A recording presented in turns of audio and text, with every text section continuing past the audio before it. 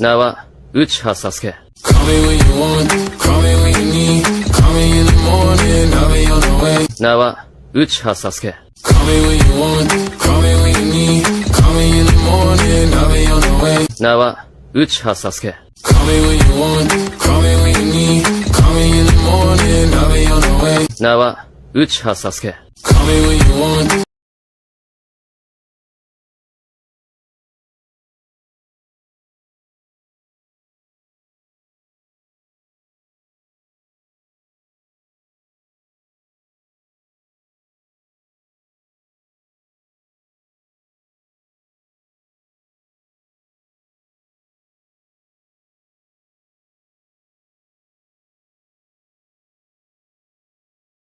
名は内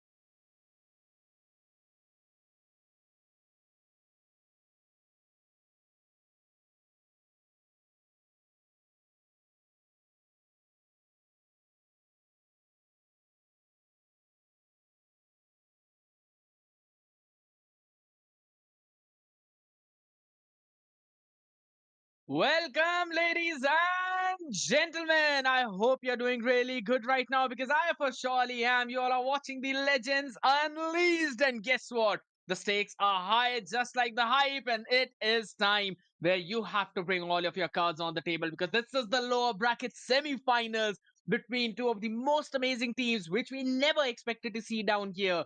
It's going to be Lakshmi Chit Fun on one side, while on the other side, again, a team that we never expected to see here, the Eliminators. The casters for this match are going to be me, Scared Yet, and of course, that's all you need. We don't need any second casters out here right now. Don't worry about it. I'm gonna continue and move forward. By Lantern's light. We see the first ban coming in as Zushin right away. My god, that's such a pretty solid ban, you know. But here's one more person who's constantly pinging me, who always loves to be on the desk, who always wants to sit right next to me while I'm casting on this desk and basically become a victim for all the roast that I throw on his way. Ladies and gentlemen, let's welcome the man himself, Who said there are no Sasuke. shortcuts? 名は、内葉サスケ。名は、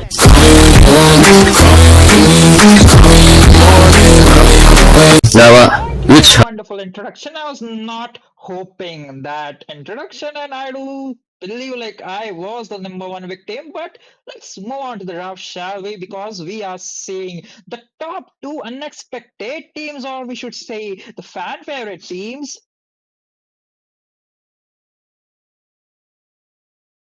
Did you say fan favorite? I guess you consider yourself as the biggest fan for both of these teams. Well, I do and I do not because some players of these teams, especially the hypers, are just unexpected players in the terms of assassin. If we talk about the assassins for team eliminators, There Sarar is Moon on light. that There link are is quite also fast shadows. as he could be. Meanwhile, we have expected or we have seen error on that amazing plays with his Hayabusa a few days ago, but again, like talking about the bans, we are seeing a Zushin ban along with the Luoi. The hunt begins. Your team That is indeed true. banning. I mean, we'll have to just wait and see how the next few banning phases go forward. A couple of mage bans from the side of Eliminators already targeting down that mid lane from Lakshmi Chit Fund. I know, we should really just say LCF, but I like to say Lakshmi Chit Fund. Let's see what kind of crazy scheme they have right now in their pockets being cooked up. Maybe something like you give us just one kill and we offer you 25 in the next 5 minutes. I don't think so that's going to be something that we'll probably see, but you may never know. I mean, these kind of schemes are what Lakshmi Chit funds run, and I mean the one that we saw in the movie, not right now what we have in front of us, right? Because Teddy, Sanriel, Justin, Peter, Error, all of these players super solid, know their macros Your really well, team know is how to draft, and that's exactly what we're seeing as well. By the way, something that I forgot to mention. This is the best of three, ladies and gentlemen. So do not miss out on this one whatsoever. But you know what? Here's a fun thing. We were supposed to do a very fun segment right before I introduced Sasuke, and the reason why I was delaying it was because I always like to just play with this guy. He's basically the food that I like to play with before I entirely roast him and serve him on a silver platter onto the other side. But all right, jokes apart, no more humanitarian thoughts out here. We'll go forward with the reintroduction of Sasuke, and this time we're going to play it out as it was intended to. So, ladies and gentlemen, welcome my co-caster, Sasuke. Feed, destroy, Your and team is conquer.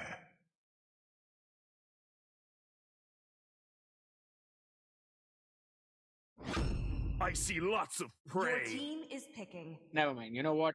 Let's leave it at that.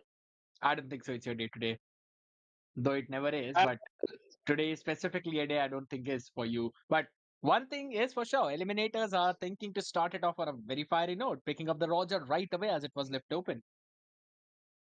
Mm-hmm.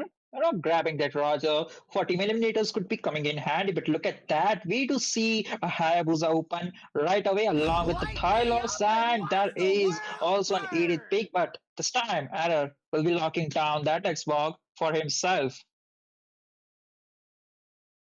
There are quite a lot of picks available, as you mentioned.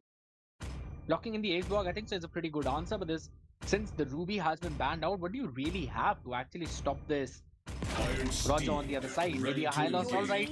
It's a good one, but I also feel that locking in the Rizzler would have also been a pretty solid pick. But That would have kind of revealed up I the am draft not the though, and only since the one Xborg has been bound logged by in, these kind of know that he's chains. going to go in towards the probably the EXP lane. It could also be in the jungle though, so that's a very good flex pick. I have to agree with you, but again, if you ask me what is going to stop down the Roger, I could probably go for the Aurora in the mid lane because the Hope will amount of find a CC she way. Your provides as a team is mage, always along with forlorn. damage, is just too humongous and would be a viable option for Team LCF to and go and prioritize it. I agree with you on that point. But at the same time, now since on the other side you've got a Vexana logged in, you also have the Phoveus. You know, there's one thing I really found out recently, and that is you can actually counter a Phoveus with the Hanabi. And trust me, I was Way enjoying it. I was enjoying it, man. I was enjoying it when the Phoveus was trying to put his crowd control onto me, and I had a big chunky shield on.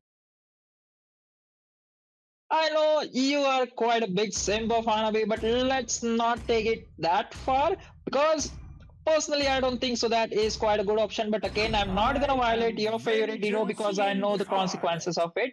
But moving on to the draft phase, we are seeing Sanriel will be locking down that Moscow for his gold lane and no Aurora this time for either of the teams. I'm surprised though. It's fine though because Bed has already logged in the Vexana, so you know that the crown control is going I've to be been there. But waiting I for too again long. really like that Xbox pick on the side of error. So it could go into the jungle, it could go into the EXP. Halos could be the roam, Halos could be the EXP as well. So they're still not showing in their draft a lot. And now since they've logged in their gold laner, also banning out the carry is a pretty good option. Who basically takes down big chunky heroes. That's carry with the true damage. You ban it out, and now you make sure that the enemy is probably forced to pick either a Leslie or they're forced to put this Roger into the gold lane and pick up an alpha into the jungle. Mhm.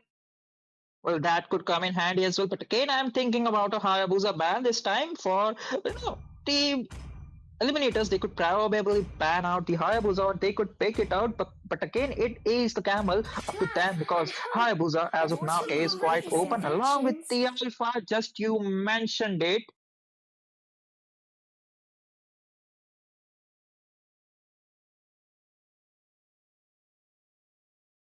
We have to wait and see eventually how, again, the next few bands are going to come out. Like, I like the Angela band though, because I'm going to hold on to that thought for a few seconds though. I think that the Angela ban is just to probably deny LCF the Angela pick, but at the same time, I was hoping eliminators would pick it up for themselves. But here's the thing, there's an Xbox on the other side, there's a Moscow on the other side, and a high loss. You know that the enemy is actually going to die. So I think so banning a Minotaur right now could Magic be is a really my good move. life. But Your team seems is like LCF banning. really want to just focus down, double down onto this gold lane, banning off the Harith too. Good ban if you ask me, but it kind of means that eliminators are going to get their hands free on that Minotaur. Well, they could probably get their hands, but again, if they're trying to nullify the heroes in the gold lane, I've seen like Crisis over that Nathan はやぶさ is just too 参上 Your dangerous team and is causing a banning. havoc in the land of Dawn, along with Claude. If the Nathan is banned, Claude is also second viable option for Crisis. But look at that final ban coming in from Team Eliminators. It will be none other than the Hayabusa, the Shadow Assassin this time for the pick for Team LCF. I do think like they could prioritize and like a mage this time for themselves. Like even a CN Aurora is quite a viable option for them, but it is up to them. They could probably go for a Valentina too, but again, I don't think so. It would come in handy for them. A Valentina pick right now in this situation, as you mentioned, yeah, it's not that viable. You're mentioning As about the fleeting fact as that a there's an Aurora that's snowflake open breath. that can stop the Is Roger in picking. its As track. timeless That's as a exactly what they're going glacier with. The tide. Frosty Time is a Wind now. river. I'm swimming Ah, against the current. Always on the way. All right. Your team All is right. picking. I was really thinking they would want to pick up that Leslie because, in terms of the range, you've got more than Moscow. You can constantly poke Moscow as well in the lane. Plus, at the same time, with that lethal shot constantly, you can poke down the high loss, and that true damage is pretty nasty to deal with. Now, I really think so. Yeah, picking up the Mathilda, the solid, if you ask me, in terms of the rotation, but they're really relying on that early snowball of Roger. Plus, the only real front line they're gonna have is going to be the Phobius. will Therefore, protect the you. Eternal Guard by Vexana is going to become so much more important now. Being picked, Lolita being picked up from the side of LCF, I think so. That's a pretty solid one. They did not reveal their draft till the last second. I lost for the EXP. Lolita in the roam, Xborg into the jungle. I really like their draft. I think so. LCF are going to take it home. Well, you never know until the end of the game is up, because I do think like I do have a high hopes for this crisis, because he knows his positions in the team fight and he is prioritizing the objectives in the initial phase of the game. But again, the Lolita pick is quite coming in handy, nullifying the neat and pick as of now we speak. But no, I do have to counter clarify the draft. Like it do seems like Team LCF Welcome to draft is Mobile quite strong. But Legends! speaking of the draft coming in 5 from Team seconds till Eliminators, the it enemy is going to be reaches the the early battlefield. skirmishes coming in from Smash them! Tam Roger. If he Ultimate managed to get support! those early snowballs. That is indeed true. And we're going to have a look as to how this draft goes, ladies and gentlemen. It's the first game in the best of 3 series of the lower bracket semi-finals between two of the top teams of the nation. The Eliminators taking on none other than the sides of Lakshmi Chit Fund. The experience up against the young blood. Let's see which one of them will move on top. Pretty standard rotations coming in from both of the teams. But looking at the rotations, I believe like this Oh, time, good this amount of time damage it's right now. Here's the thing. Mhm. Peter is going to dish out a lot of poke damage with that Aurora right now in the early game itself, right? Because Bid, after that level 2, can really double down on it a bit, but not that much. And with the concussive blast right now that Justin has, they can clear out the wave very fast, and that's exactly what's happening. Now they've got the river control, so they can rotate over towards the top side. But I love the fact how Kimmy already moved up top, helping out Crisis, knowing that Crisis is not going to win the lane against Sanriel so early on. Hence, he's making sure that the Nathan is not getting ganked whatsoever and is having that early lead. The early draft coming in from Team LCF is quite good, because talking about the mid lane, I do think like Aurora might come in handy, dealing ton amount of damage in the early game. But look at that, Teddy is trying to make sure he gets Crisis dishing out the damage. That the first blood coming in already, Kimmy going down as Teddy managed to secure an early fresh blood on him. But look at that in the bottom lane. Bid was quite in some trouble and he is forced to recall as of now. The first turtle of the game is just spawned in, and the Eliminators, they are the first one to start it. I mean, Roger, I don't think so he'll be going, but he did start it, but the backup was not viable. But look at that. Error might be in some trouble. There is the Lycan Pounce going in, jumping over to the Roger, but that is the backup. Aurora, along with that, Lolita is there, and I don't think, the backup from the Eliminators are also on point. Suzumi, as we speak, is just jumping over to the enemies, and that is the ultimate coming in and popping out from that. Look at from Exana, Bid managed to take down the Hyper as Teddy goes down. Beautiful pick off coming in right now. Teddy just a bit out in the open right now. Wanted to catch Bid with that lasting insanity, but the flicker saved the day. And honestly, a very nice step off coming in from Suzumi, making sure that he's out there having that advantage. Now I really love with the way how he's constantly playing, making sure that he's forcing error on that back foot. That is also constantly putting a lot of pressure onto the side of LCF, as they've got to rotate over towards that bot side, and they can't really have a very good positioning on other parts of the map. Now I would still say there was a bit of miscommunication as well, if you would see, because everyone from LCF backed off from that previous engagement, while Teddy was out there in the middle of nowhere after his Firaga armor popped off. But right now, again, the freeze coming in, Kimmy will be moving backwards. Not a lot of problems out there, but this man will be forced to recall so many times just because of the constant poke that's coming in from Peter. But seems like something is brewing up top. Meanwhile, the bottom lane, okay, there's nothing going on. Meanwhile, looking back again to the top lane, we might see Crisis might be in some trouble. That is the Xana for the support. She will be just popping out a second skill. That is Kiwi using her circling eagle being used, but in the defensive way, she'll just back it off, because they don't have a reason to fight off, because they don't have the vision, or the enemy player vision, but things might get a bit spicy as there is the Kimi providing no vision and foreman setup. They'll just jump down the goal of the top tier. If you actually look at the macro right now, Eliminators are winning in terms of it. 12,000 gold right now, but Teddy seems to be going in for the lasting insanity.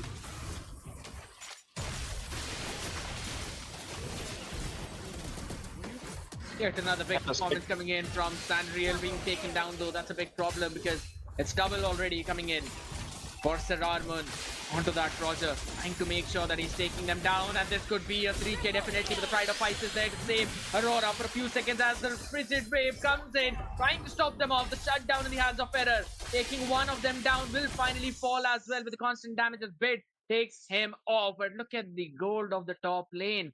Crisis has been having the time of his life. In the late game, I do believe like Crisis would be coming in handy and dealing a ton amount of damage. As we speak, the second turtle of the game has already been spawned up, and this time, Team Eliminators, they could probably get in a high upper hand in terms of position, but that is the circling eagle with the entropy, and there goes the Peter in the hands of Kimi.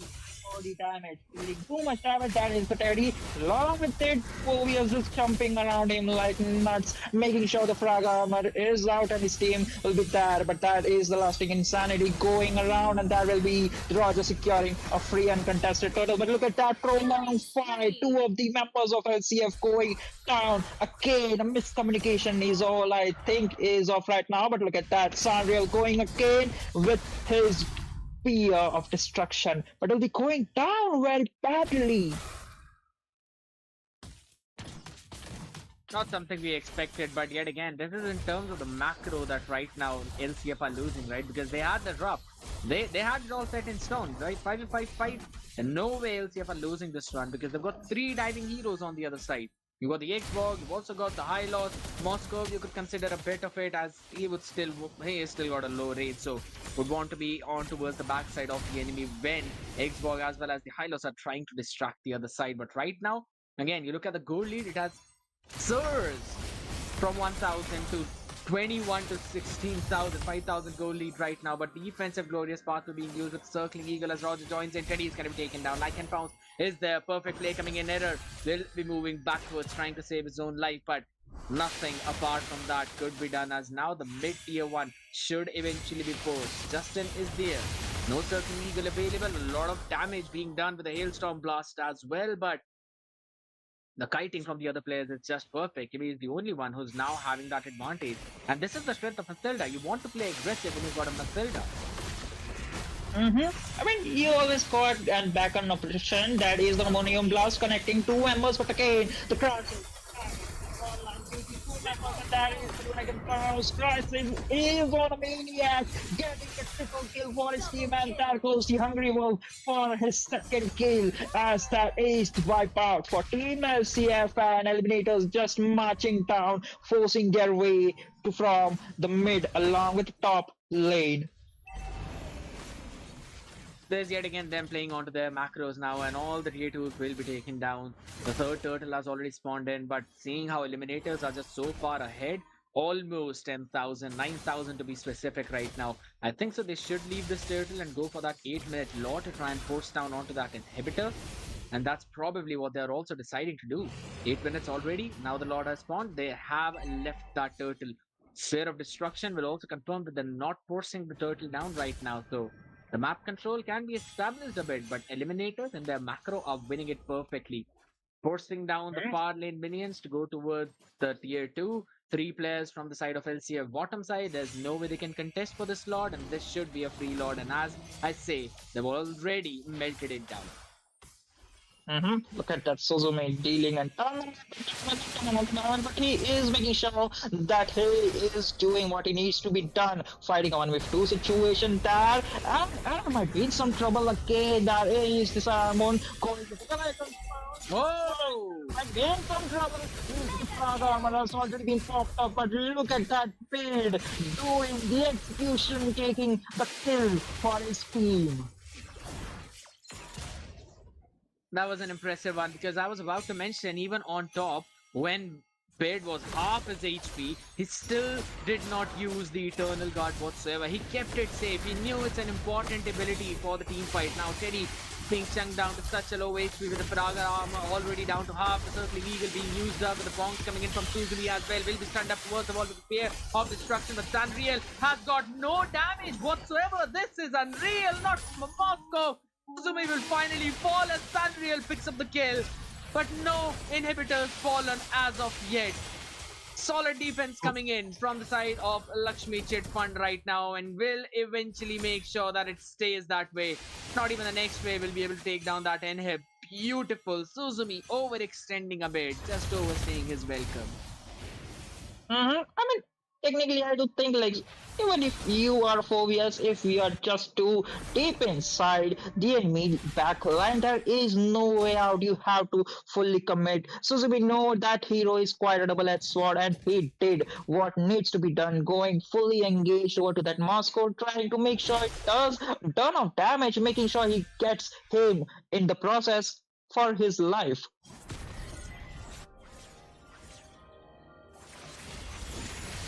Right now, yet again, that's kind of the bloodthirsty howl being used to try and dodge in, jumps in, Frigid Glacier trying to catch someone, but not enough damage as the Eternal Guard catches two winners so low in the HP with the revitalize. He will try to survive for now, but it does not matter. As Bit will eventually pick up the pieces. The Eternal Guard was there with the hit. Blasting Insanity comes into play. Suzumi with the vengeance. True damage out there. But Sanriel yet again so low in that HP. Will have to move backwards. Fear of destruction used up. He's low in that. Still moving. What a kamikaze play coming in from the man himself. But they needed that shutdown goal. They needed that bounty. And with that, LCF, they do give themselves a bit of a fighting chance right now. The jungle creeps will be stolen, yes. But Sanriel will eventually have an opportunity to try and pull something off as he picks up the Demon Hunter sword as well. This time, we might see Suzumi might be in some trouble as he is taking a kill in a 1v2 situation, but there is a bait for the backup. Lolita might be in some trouble as he is already there is an ammonium blast connecting no members, probably caughting a Natalia off guard, which we never saw. But this time, we are seeing a level 2 Lord has already been spawned up in the land of Dawn, and this time it might be again an uncontested Lord. Look at that. Team Eliminators, they are waiting for the 12 minutes mark to get the enhanced Lord. Look at the micro plays you just mentioned. Team LCF, I don't think so. Like they are in any situation to go for the Lord fight as of now. But all they can do, they could probably go on and take the crisis off guard. But there is the spear of destruction, making sure it doesn't connect. But it was quite coming handy. But let's not talk about it. Smart micros coming in from Eliminators right now, making sure that they do not force the early Lord, but rather wait out a few seconds for it to become the luminous one and then take it down. And in the meantime, Crisis just showed himself towards the bottom, trying to bait in a few extra players. Clear the wave, move backwards right away. I really want to have a look at the itemizations right now and want to figure out as to why is Siraj dealing so much true damage. That's actually pretty nasty once I saw the amount of hits that were in white. But even after that, I really feel that the amount of wave clear that LCF has, I think so it should be enough, but it all needs to be landed in the hands of Justin because he needs to land in that Nomenon Blast. Suzumi has been annoyingly good on that Phobius and he's been winning the lane as well as this game out for the Eliminators. Look at that. Poking coming in from Suzumi is fighting on face to face with the Teddy. Lord charging in, making sure that tower is down. And look at the damage coming in from Eliminators. And will be going down like a damage. From Eliminators is online and the Suzumi still is poking over. The full along with the full and they will be securing this victory as the tower goes down. Victory! Beautiful performance coming in from the side of Eliminators right now. Not something that we would really expect, but eventually they did not stop whatsoever. And I love the way how that Astral Eye was placed by Phobius. That was phenomenal. Absolutely phenomenal. catching at least 3 to 4 members out there in the middle of absolutely nowhere. It was the Dark Wave. I beg your pardon. That's the updated name of that second skill. But man, oh man, this was just a beautiful micro outplay. Bid was always in such a great position, making sure he's constantly giving in those setups. And even though LCF had the mid lane control, they had the river control, they yet could not close it out. I like how Justin was going in for that support Lolita build, but it eventually came down to their win conditions because Eliminators knew one thing: they need to make sure that Crisis does not fall behind. Once his farm is done and dusted, they can focus on the other players.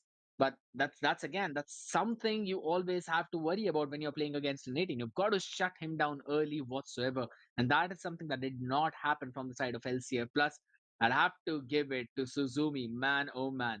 Guy was winning the lane against Terror, was also rotating phenomenally. Look at the amount of damage tank. It's 40% with the vengeance as well. I think so. Kimmy's Flask of Oasis's passive was always going to Suzumi with the way how he was always in front of the other side. But ladies and gentlemen, you know what? That's about it for this game. This is the best of 3 series, so we still have potentially 2 more games remaining. Only if LCF wins the next one, else Eliminators will close it out in 2-0. If you want to know how the things will move forward, make sure to stay tuned, hit that like button. We will be right back with the surprise.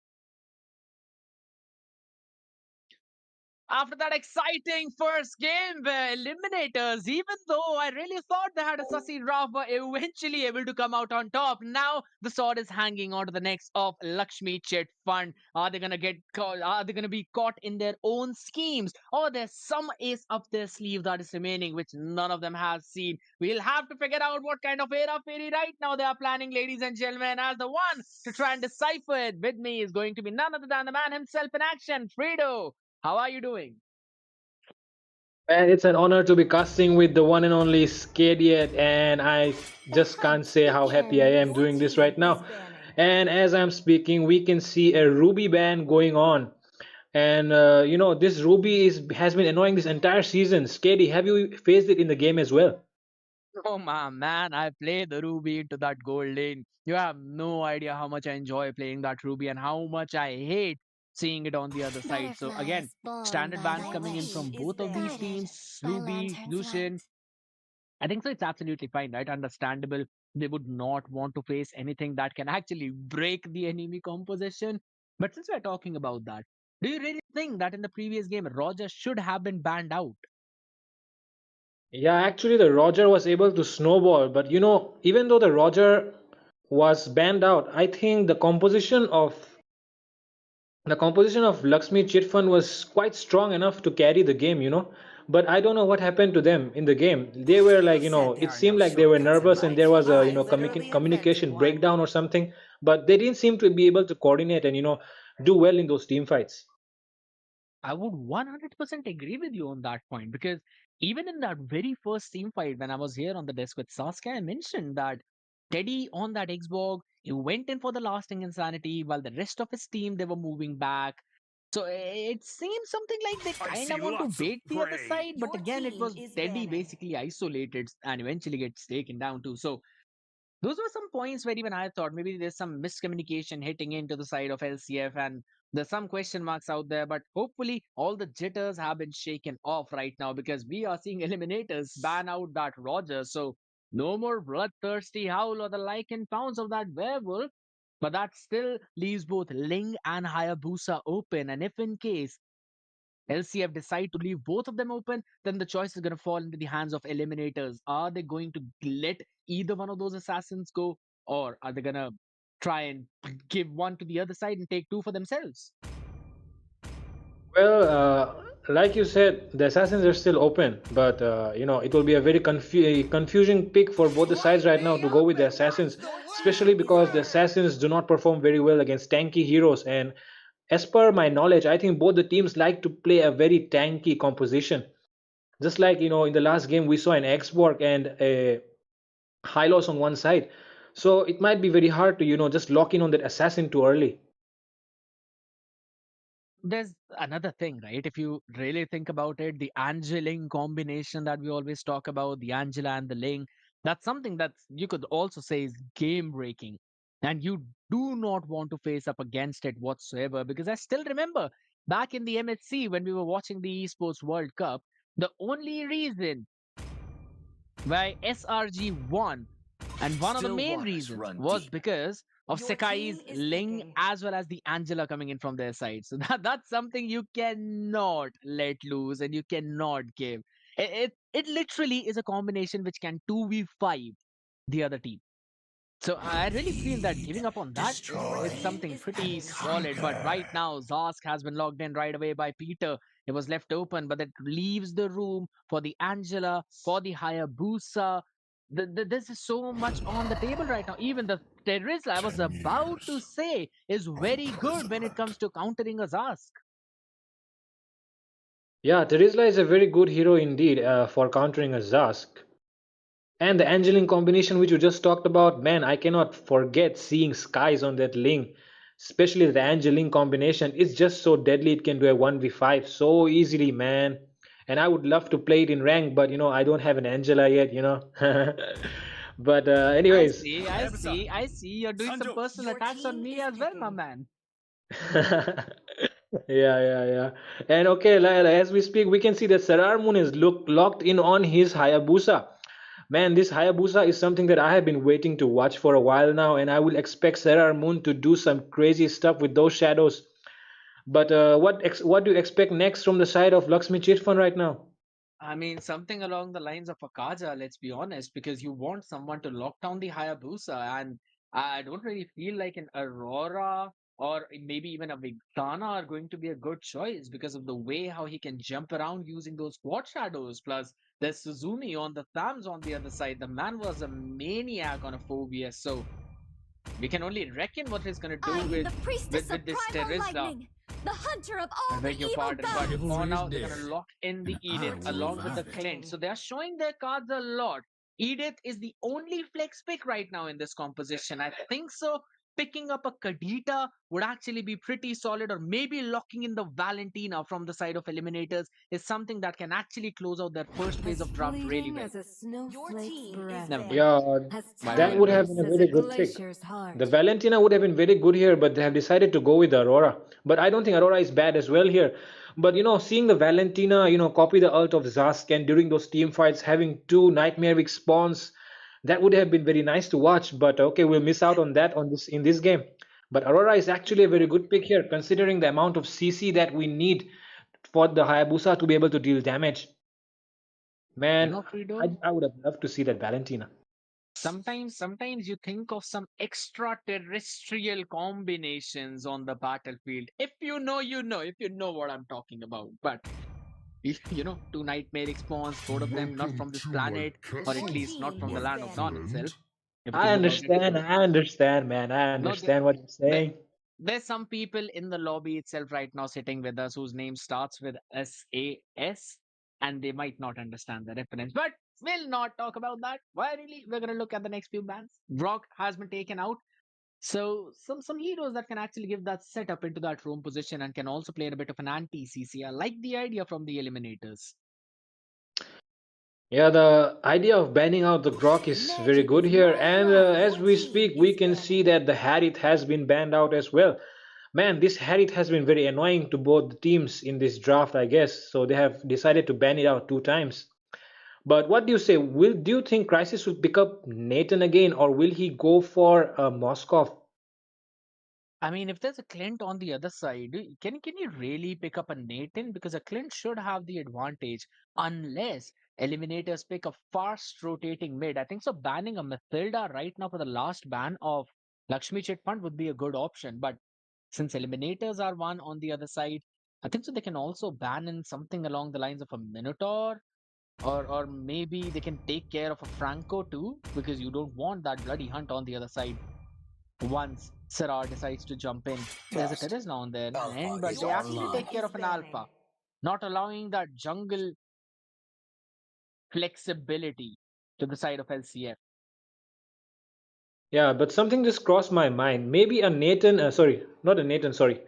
A Nolan would have been good to counter the Zask here, but they have went with the Hayabusa. What do you say about the Nolan pick here? Actually, a Nolan is a very good hero against a very good hero against those heroes which do not have much dash skills or which are very immobile, like a Zask.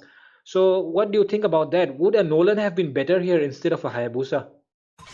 To be honest, the Hayabusa right now provides just a lot on the table. Now, that's one of the main things I feel why eliminators have picked it up. Plus, when you hit that level 8 and level 12 specifically, the amount of Oogie shadow kill slashes True that you love have, it's just is like blood. insane. It blows your mind. For real, it blows your mind. It can last longer than the entire duration of a wind of nature for a marksman. And that's a bonkers thing to say because I play in the gold lane. I know how annoying that can be sometimes. So you need to be around your teammates or around some minions, some creeps or something where you can try and dash away at the perfect opportunity. So I think so still prioritizing the Hayabusa was a good play, but I love the Carmilla from Eliminators. High loss was available, so it's going to be locked in. That means this Edith is going in Rome for the jungle. Xborg has been banned out, Alpha has been banned out.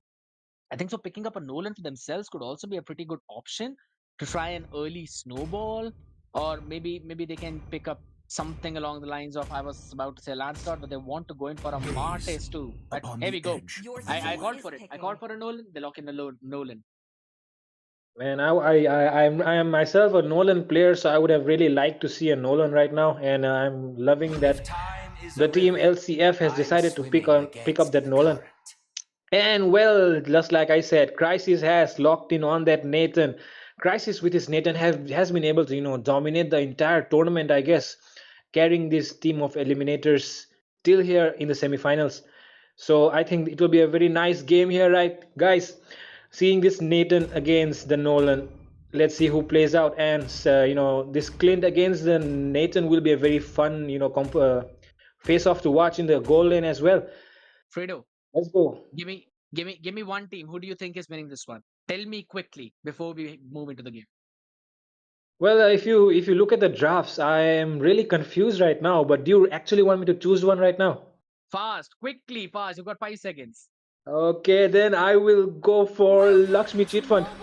All right, that's a perfect time where you pick Lakshmi Chit Fund on, ladies and gentlemen. It is going to be the Legends Unleashed lower bracket semifinals, LCF up against Eliminators, best of 3 game where Eliminators are on a lead, and in the land of dawn, we go for this game number 2. Let's see who closes this one out, or will we see a game 3 if LCF win? That is. Now, here's the thing, Fredo, with the Nolan, you want early snowball. If you don't get that early snowball, then you're gonna struggle super high in the entirety of the game. While on the other side, it's different for Hayabusa. You want to try and prolong the game as much as possible to try and get that extra bit of damage which you really think about. But there's a switch up right now. Teddy on the high loss is playing as the roam, while on the other side Justin is right now playing into that EXP against that Rizla. I like the switch up as Kimi is taking a lot of damage.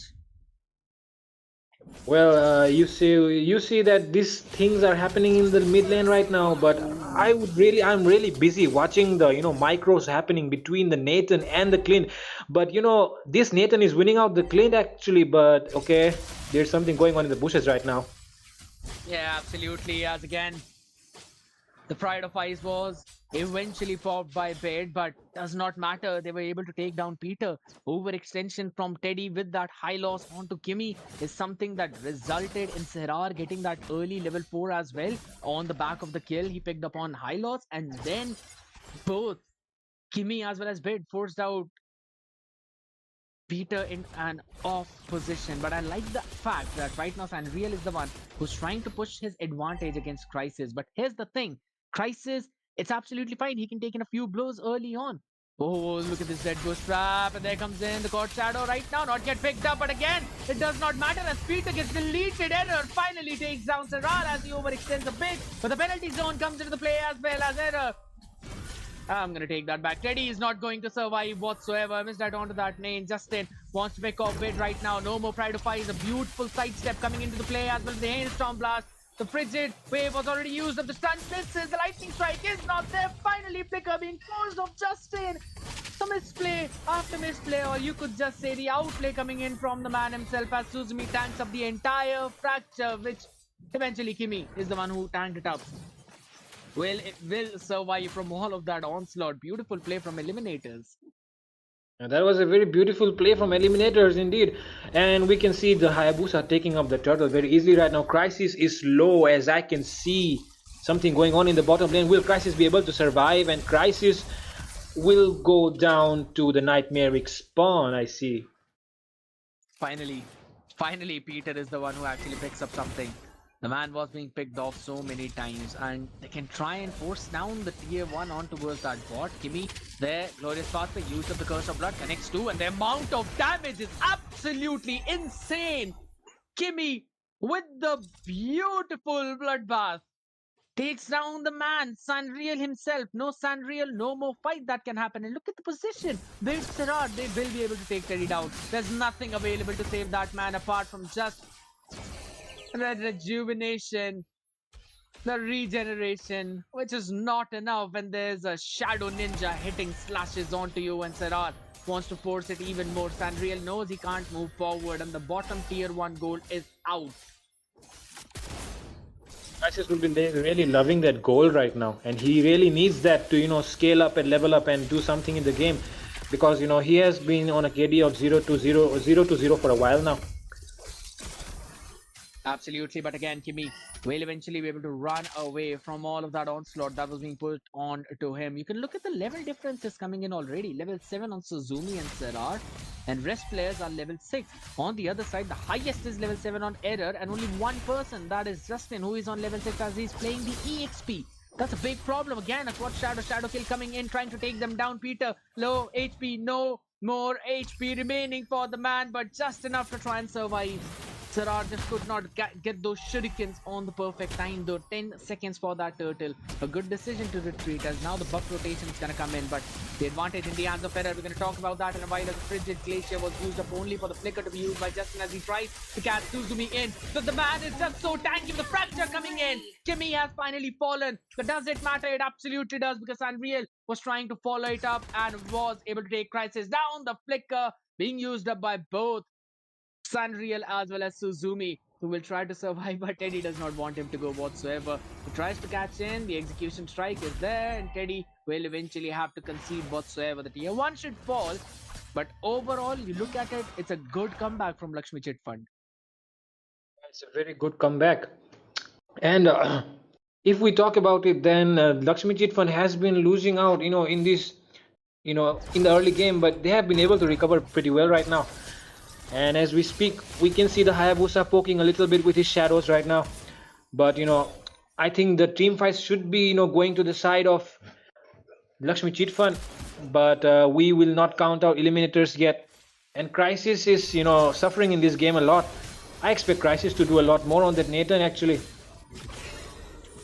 It's just about the priority right now, which has been given for now. Kimi is taking a lot with the Curse of Blood being used behind onto 2, but the fracture out there. Kimi used Flicker to try and survive right now. Crisis out in the open, but there comes to the flank. Teddy is tanking everything, but will eventually fall to that Oogie shadow kill. Justin forced to use the ultimate onto that. Edith will try to catch on to the other side though, but still they will retreat whatsoever.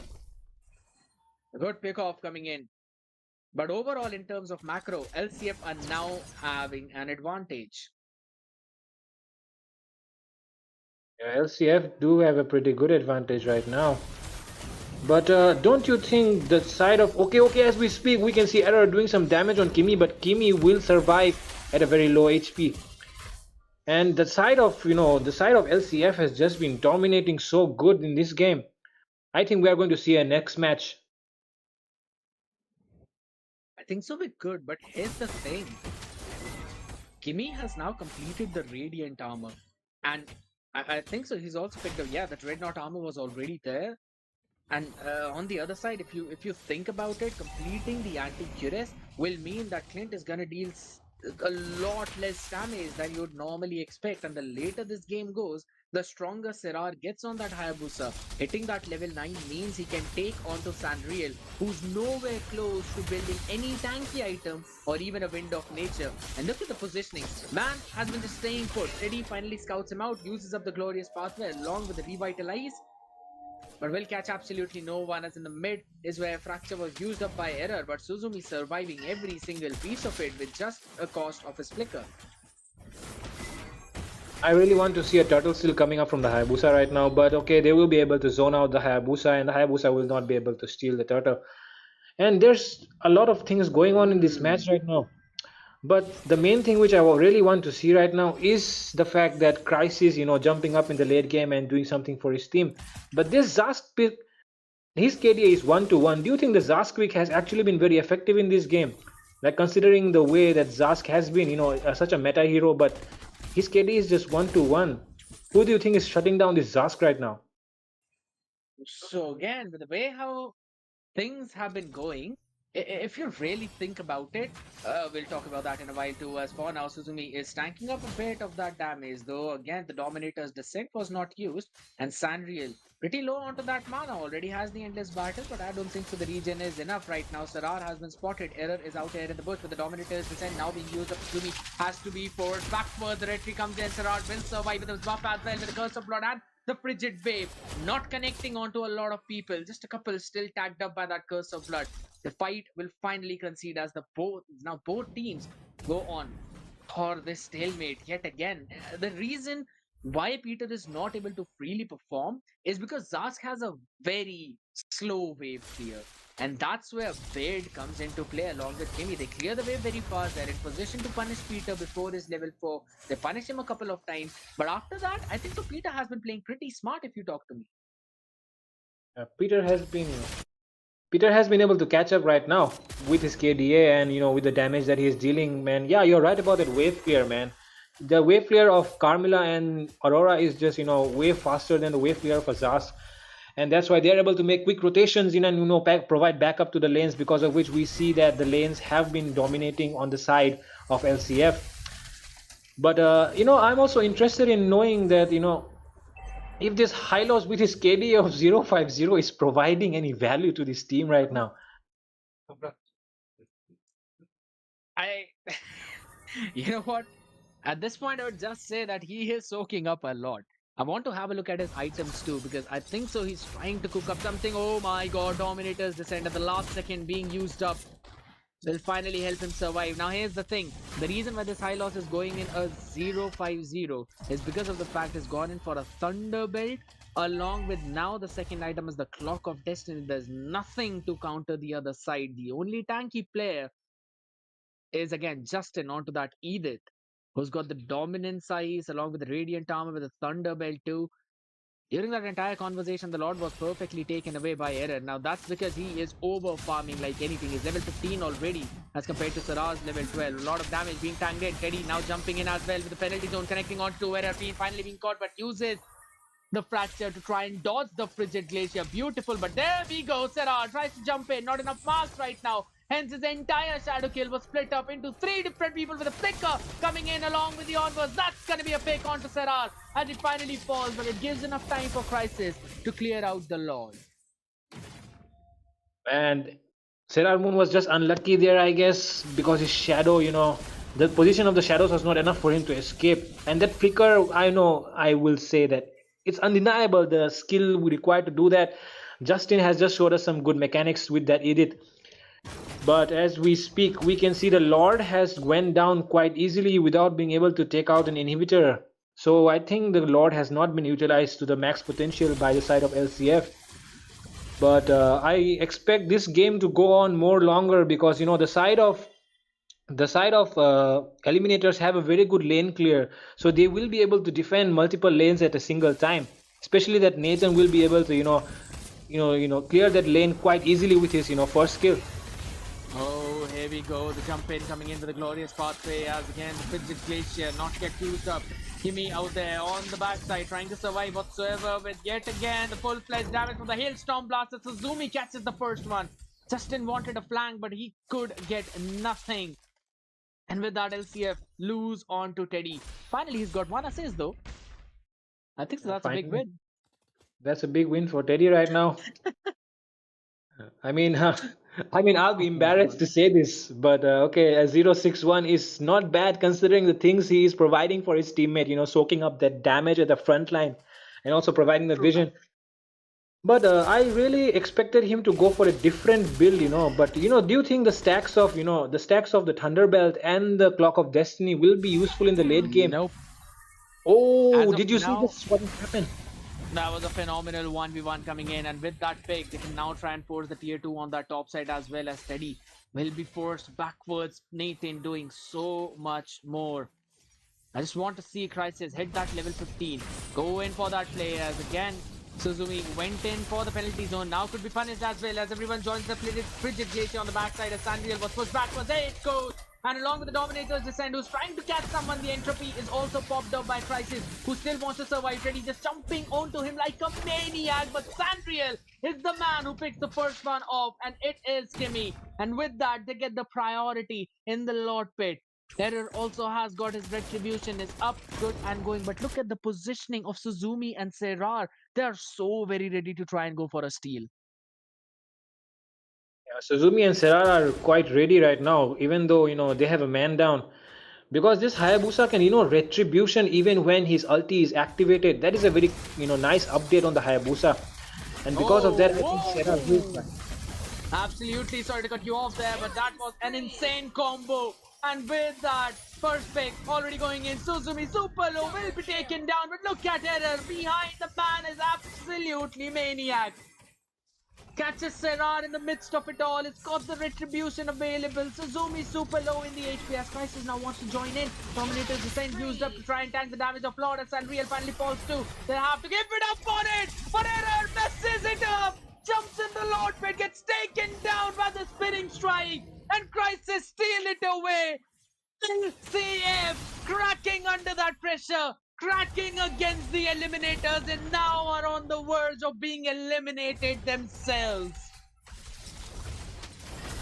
I mean, I just cannot describe the things just happen right now in front of my eyes. I mean, the Nolan should not have, kept taking the Lord when he saw that his HP was less, and this is a hero which doesn't have life steal or anything. So it would have been a good decision to just back off for the time being. But he decided to go on with the Lord, and he had to face the consequences of his mistakes. And we see Crisis taking down the Lord quite easily, and I think the team of Eliminators will be able to win this quite easily with this Lord if they prioritize the push on the turret right now. Yeah, but we'll see for now the glorious pass they used up. Suzumi taking a lot of damage as the Frigid Glacier comes in, but everyone dodges perfectly as Justin will get the pick on Suzumi. That's an EXP4 and EXP as the entry comes in, trying to take one more down as Peter falls. That's the Zast taken out, but Teddy doing so much damage. Finally, the freeze coming in from Bait is also perfect, along with the Curse of Blood. Trying to catch one more as Sandriel pops in the Wind of Nature a bit too early and isolated. The man will fall. Beautiful performance from Eliminators, and with that, they only left Error to deal with. One last man, how much more can he do is answered right away, instantly, and it is absolutely nothing. The man was stunned up, frozen, and he can see the crystal going down before him. Victory! Phenomenal play. Eliminators, with that epic comeback, move into that lower bracket finals by eliminating LCF. Goodbye, LCF, and congratulations to Team Eliminators. They have done so well in this entire tournament. And this Nathan, even though he has a KD of 334, was so crucial in the last moments, pushing down the turrets and dealing the damage onto that Hylos, which was just so tanky in the end game. And that's a very nice game, and it will be a wrap up because Team Eliminators will be advancing to the next stage, which is the finals of the lower bracket. Congratulations to Team Eliminators.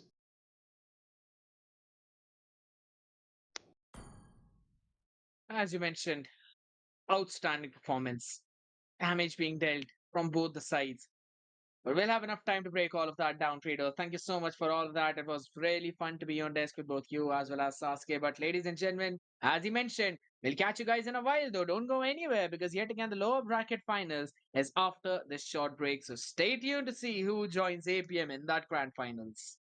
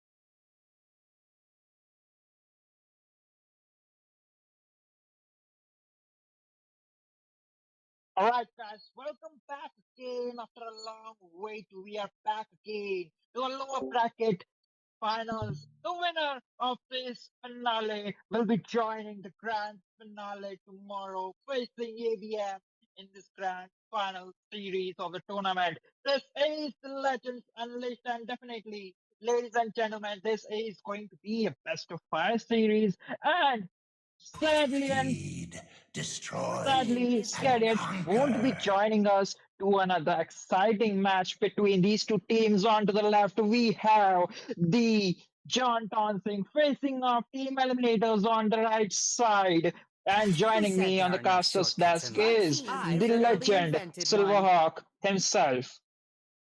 How's it going, Sasuke? And let's just drop the address right now, and let's just dive right into the match. Which the match do you actually want to win? Because from the both teams, from the John Tonsing and the Team Eliminators, which team do you support? Well, let's not talk about supports because both of the teams I do vouch for either of the players because we know how Capricuti plays those assassin, and definitely I do like to see the fast hand assassin. But let's not talk about Capricuti alone. Serrar Moon with Your his team is flashing moves winning. from Ling along with that Hayabusa are just insane, and along with the crisis I am quite impressed by how that guy plays that hero, the Nathan, along with the Claude, but I have mostly seen that person on Nathan. In spite of that hero not being in the meta, he just make his waves cracks through the holes and Still making that works, hero fit Runty. Your inside the team is banning. non-meta type. That's true. And like regardless of the fact, what if they actually pick Claude in this match? You'll be just predicting the that pick at this moment. And like we can see Crisis, they're not even willing to give the assassins onto the blue side because both the junglers from the both teams prefer to be an assassin jungler with themselves. And possibly, do you think it's going to be a Hayabusa or perhaps a Roger Ban coming in from the side of Team John Tonsing? Butterflies They could born prioritize an yellow. Your Aurora ban, team in is my opinion, guided because by the lantern amount flight. of CC she kills, and at this point, I do believe like they could probably gamble for a Roger or an Aurora at this point, banning out something unique, maybe a Hayabusa Kane, or they could gamble it out again because Team Eliminators they have a second pick. If they gamble it out for Roger, I do think like Sarar Moon can definitely go with the Hayabusa and bid around that Aurora. So they have the opportunity to ban out either Edith or let's just say a Ruby would quite come in handy in the banning phase though. And actually, I was expecting them to ban out the respect heroes from Team Eliminators because from the last match, you could see they just clean swept the Lakshmi cheat fund at this moment. I am So, the priestess of the primal respect bans lightning, would be kind the of viable at hunter this of point, all but the they're just evil sticking to the gods. comfort and the meta draft at this point. And the last ban from Kimmy is going to be the Edith. Most probably, I do think so. Edith is going to be as a counter for themselves. It could be picked as a counter to them, but actually you never know what's going to happen, right? Because both of the teams, they're actually prioritizing the meta heroes at this point, and there's I see lots Hayabusa of and the Roger gray. open, and Your without team is picking. any thinking, he just right away just locked onto that Roger. Do you really think as a counter to the Roger, if he goes either onto the gold lane or the jungle, would the Team Eliminators onto Serrar Moon, will he actually go for the Hayabusa? Well, they could technically go though because even high is open, and along The with the hunt Ruby, it could begins. probably a good pick. But I would be suggesting an Aurora pick for bid because an Aurora against that Your Roger team could is come in picking. handy. But look at that, without any hesitation, Serrar Moon locking down that Hayabusa along with we are seeing Crisis this time securing a Ruby for himself.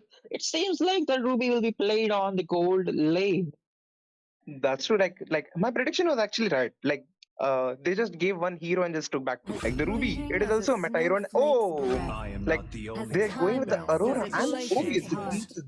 He just locked onto that Phoveus. So the 1v1 brawl between Ruby and the Phoveus, it's going to be brutal in the early game because the Eternal Pursuit is going to give a lot of damage to the Ruby. But the Ruby, like she'll Hope will just heal find a back from way. all Your the team stun Even damage when she'll all get is from forlorn. clearing all those minions.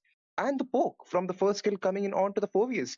But meanwhile, we can see Bed onto that Vexana picked right onto. And I do think so. It's probably to counter most probably the assassin picked up from probably the John Thompson because they most probably prefer the assassin roles. You are quite right about that, but again, let's not forget, like that is the phobias to counter the blinks coming in from team eliminators that will be from the Shadow Assassin Hayabusa, along with some minor passive blinks from Ruby this time. But just to counter the phobias, I do believe like team eliminators, Sir, they have what's an your option command? for Suzumi to pick out that Minstar or either Esmeralda to counter the Phobia's pick, which we see would be causing them to trouble. But moving on to the banning phase, we are seeing an Fanny ban coming in from the side of team eliminators. We know like Capricuti likes to play the assassins, and his Fanny is quite too good and too impressive to be in the banning phase too. And actually, like one tier is the most disappointing at this point from the side of Team John Tonsing. If you see from the first phase of banning, they've actually prioritized the Zuxian. If they wanted to, they could actually, just bait out one ban from the side of Team Eliminators. Like they could just force them to ban out the Zuxian. But because they wanted to have that Roger, they actually banned out that Zuxian. Or what if they didn't actually ban out the Zuxian? They could actually get that if the Team Eliminators wouldn't ban out that. So do you think like the Zuxian from the first pick as they have banned, do you think it is really worth it at this moment? Well, technically, I do think like it could be a worth pick because they seems to be in need of Roger in spite of all the odds. Like they even gave out to Ruby along with the Hayabusa and just prioritizing Roger over those all three heroes, and probably it was for the best. Like in spite of Zushin, like the way the Roger deals the damage is just too humongous. And once he is in his snowball phase, my oh my, it's just too annoying to stop that wolf. That is absolutely right. And also, like, if you just see, like, we can see this Carmilla banned out from the side of Team John Tonsing. Like, the Curse of Blood would be coming really handy at this point if they would actually have picked it, but never mind, that's not going to happen. As a counter to the Kimi has picked onto that Kufra, we can see Array just locked onto that Jawhead. So even if the bouncing ball goes off, he'll most probably just use the ejector to eject him out of the team fight, which would be actually better to just counter him in any team fights and the backups coming in from the side of Team John Tonsing. Oh, that Jawhead pick might be a bad news for Hayabusa because he will be just locking down his ultimate to catch Saramon and will be just throwing him to knock it off guard. Meanwhile, Capricuti locking down Julian for his hyper. Yep, that is true. And also, like Suzumi, I think he wanted to go for the Johnson, but no, that's actually not going to happen. And the R lot has been picked from Suzumi, so that means they have a lot of CC onto them. And the Flicker Final Slash is going to be brutal to handle from that Roger as well as that Aurora because it will be like totally out of nowhere. It's going to be totally unexpected, like the Tyrant's Revenge from that Kufra along with the Flicker play. The Flicker plays, it's going to make the match, and the playmakers of this match right now, it's most probably going to be either the Ruby or the Kimi or the Suzumi. What are your thoughts on this though?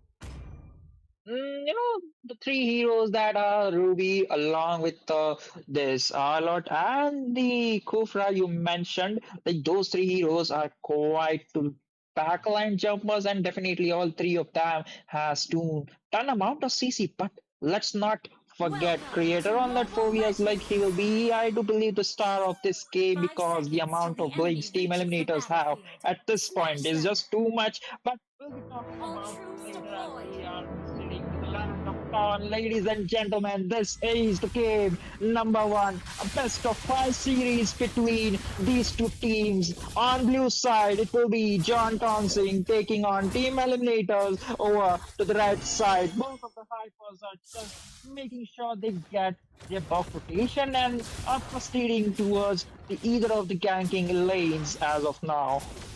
And actually, the smart missiles from Array, it's going to be so easy to, just farm up.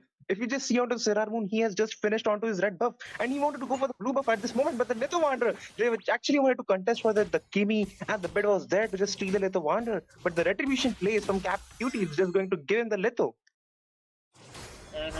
Some micro plays coming in handy for Team John Tonsing this time, but forget the Hayabusa is already might be level 4 and he'll be first one to prioritize and rotate towards the bottom lane. But look at that, Kimi making sure charging down and clearing the bush, giving his EXP laner the vision he needs in the early phase of the game, which is quite a crucial part. And actually, if you see like the Hayabusa, he actually wanted to take and invade the farm of the Julian as well, but the array is still there. If the Hayabusa just pops up, he'll just use the ejector and eject him into the turret so that the Roger will be there to just back him up. But meanwhile, onto the mid lane, they actually wanted to go for the gank, but the God Shadow is there, and the most probably he'll wait out the pride of the breeze. But never mind, that's actually not going to happen, and he'll just back off with the turtle will be spawning into the next 12 seconds. I do think he has the retribution to contest for the turtle though. He has it, but look at that positioning coming in from both of the roamers. They are slightly sneaking around in the bushes, waiting for a perfect opportunity to set or invade or mark down a perfect target. But look at that. The turtle has been spawned out, and it is a team eliminators. Hayabusa, the first one to make sure he is going to take down the turtle, is nearly 40% of the HP there is here, along with the phobias, making sure they do and zone out. But look at that, Harvey's are winning down the middle of execution, and that is the Yogi Shadow kill Vexana. Gets down the first blood, chops down. Going down, but I don't know how. Oh my god, like Capricuti, actually he shouldn't even actually have gone for the contest because he actually lost his life. He was actually just farming casually onto the red buff, and there was actually no contest when the array just showed up for the ejector play coming in from him, but he actually tossed onto that creator, which created a havoc, and then the Eternal Guard just blocked him twice.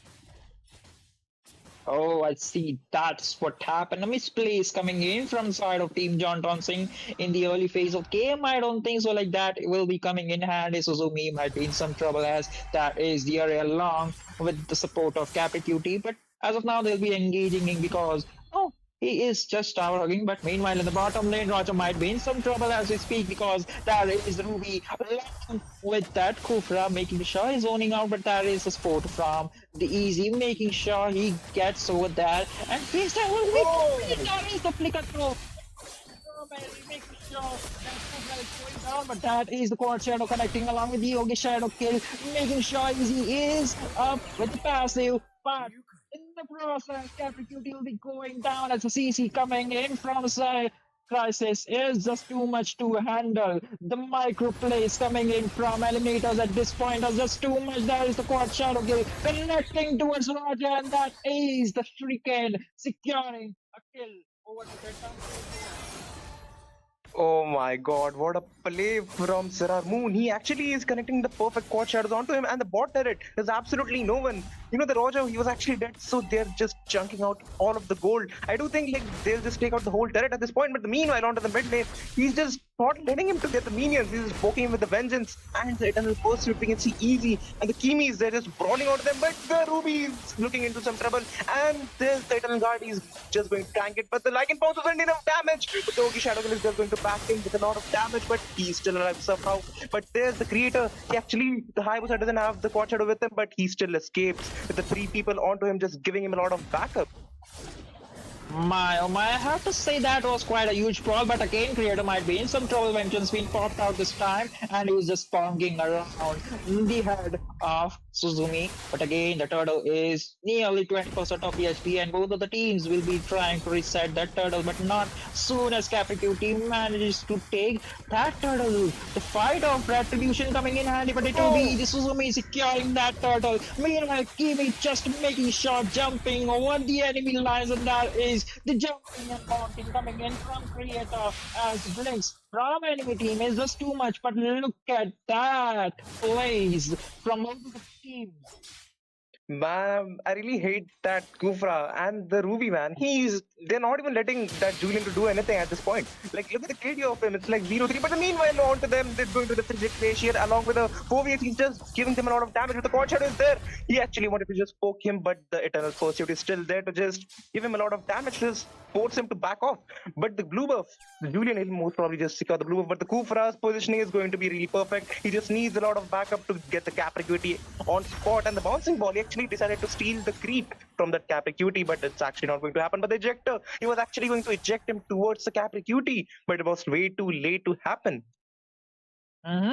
My man was thinking like he'll be jumping around that, but Kimi waited for a few seconds, making a final decision, and will be waiting of Array's presence of mind. But look at that, Array might be going to the back line, but no, he chooses to stay in the middle lane. That is the jump coming in from Kiwi, and there is the ultimate coming in from Easy, and that will be a killing spree for the Shadow Assassin creator, just bonking around the house over the Team Eliminator side. But it's quite too tanky at this point. Like, no one in the Eliminators, I do think it could be handled. Creator just making sure he gets the Saramon this time. Bit might be in some trouble along with the Vengeance being popped up, but this time the damage from Bait is just too much, and he'll be going down in the process. But look at that, Roger, in the midst of team fight, that bad boy Wolf is just trying to get some gold for himself. And actually, if you see like the Roger, he was just way too away from the core shadow to mark onto him. But regardless of the fact, he actually didn't have the Ogi shadow kill with him. But the Array, he seems to be just tossing someone. He has having some plans to just toss him. And the backup, oh, with the flicker plays along with the unstoppable force, will most probably just get a kill with a frigid glacier onto the Capricuti, and he falls on the hands of Arnold. It's going to the killing spree. They actually wanted to go for the more, but that movement net plays coming in from that Ruby is going to cause them some trouble along with the Tyrant Rage. Is going for a double kill for that Suzumi to take, and it's going to be the absolutely free turtle. My oh my, the early aggression from Team Eliminators is just too much, and that is the flicker combination. The final flash, making sure two of the enemies are there, but the flicker coming in from Roger will be safe side, but not as long. Creator falls down in the process, but no, there is the Capricuti making sure he gets or clears the mid lane. Meanwhile, Suzumi might be in some trouble, as there is the ejector coming in from Eri. He's doing a 1v3 situation. Fight! Look at that Roger running away from his life. A good play coming in from Roger, but to what extent then will be is that choice though? Man, they're actually prioritizing the flicker so well. Like the final slash along with the flicker is so perfect. Like it just takes like 1 second to just watch it happen. But the Kufra, he actually used something that you're not supposed to watch. But we can see Array, he actually just wanted to just catch someone at least if possible. But the creator, he's just giving a lot of vision, and the Capricuti just takes the tier 1 of the bot tier. And also from the tier 2 from top lane. But meanwhile, out to the mid side, we can see Array in some trouble with the Ogi Shadow kill along with the ejector. He actually wanted to just shield the damage of that Shuriken along with the Caught Shadow. But actually that would not happen because he also not have the flicker with him. And Kimi, he's just roaming around the jungle. He actually don't want anyone to secure the jungle. He's just casually giving vision for the Serrar Moon so that come here, you can just steal the creeps or the Julian. That is true. A big micro plays and a vision providence coming in from Kimi, and that is the conceal being used from Kimi. Might be looking for a setup. That is the charge, and he'll be locking down. Oh, look at that support and a beautiful execution from the flicker, making sure he escapes, but in the process, Kimi goes down as Wolf manages to make sure he gets his prey on time. He actually got the kill, maybe like because the Pride of Ice was still there onto Aruna. But never mind, that's actually not going to happen. But they're prioritizing the death bushes so well from the side of Team Eliminators, and we can see Crisis. He's just baiting out that blue up with the final slash along with the Vengeance, going to give a lot of damage. There's Hayabusa to give a lot of damage, and the backdrop for that Kogi, it's not enough to give the damage. But it's going to be the killing spree taken from that mid, and actually it's going to be the enhanced side given to that Crisis and just shutting him down. Absolutely nothing going to happen. But the Eternal Guard, he actually just misclicked. Maybe it's going to happen, but it actually didn't knock up any to them actually. And most probably, you know, the Serrar Moon, he's just going insane, man. Like the backup coming in from the Caught Shadows he uses, it's so perfect to watch, and it's connecting so perfectly. Oh hell no, man, I feel too bad for that Crisis fella, because Joe had just ejected him in towards the Aurora's freeze, and my boy has no time to do anything. Even to use his flicker, he was just there, standing still for near 5 seconds, and all he was doing was just taking damage and died in that same spot. Meanwhile, if we speak about the Lord, the second Lord is up, and this time Team Eliminators will be taking it without any hesitation, without any team fight.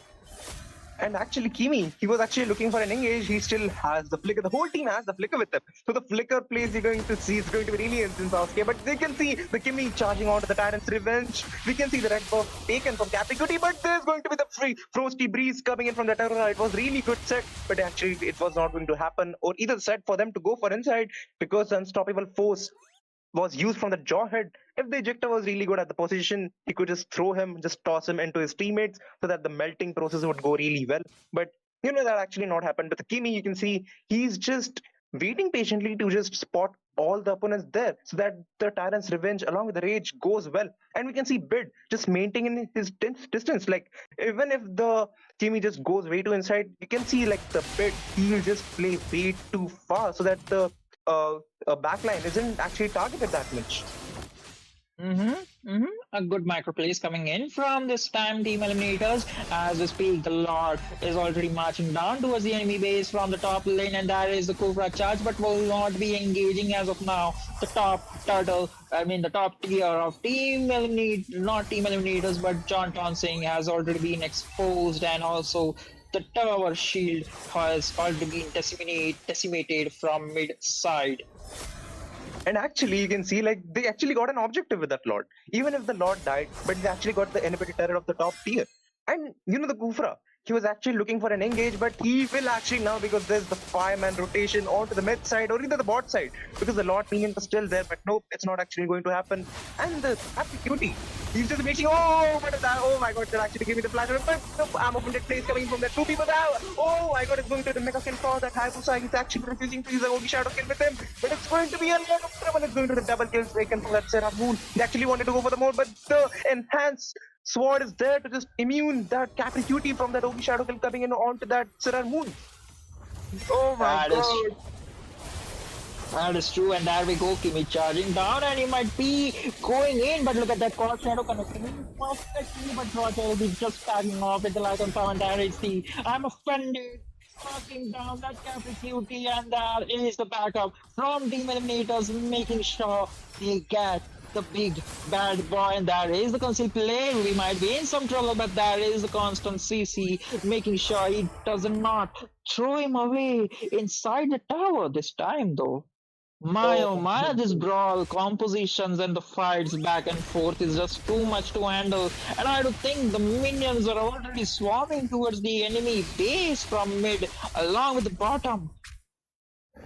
And actually, Sasuke, like before the draft was completed, before the match was started, when the draft was completed, the first thing I was expecting all those flicker plays coming from the team eliminators, and it's the first time that the expectations has been converted into the reality. So I'm actually really impressed. And the second lot of the day is still there, going to the 12-minute Luminous slot, and we can see the creator. He's just going casually with the final slash, just misses a really big distance up to that creator. He actually just giving a lot of vision to them, and they're just zoning out the bid and the Kimi. They're just casually zoning out, and they're just baiting out the lot from the Crisis and the Suzumi.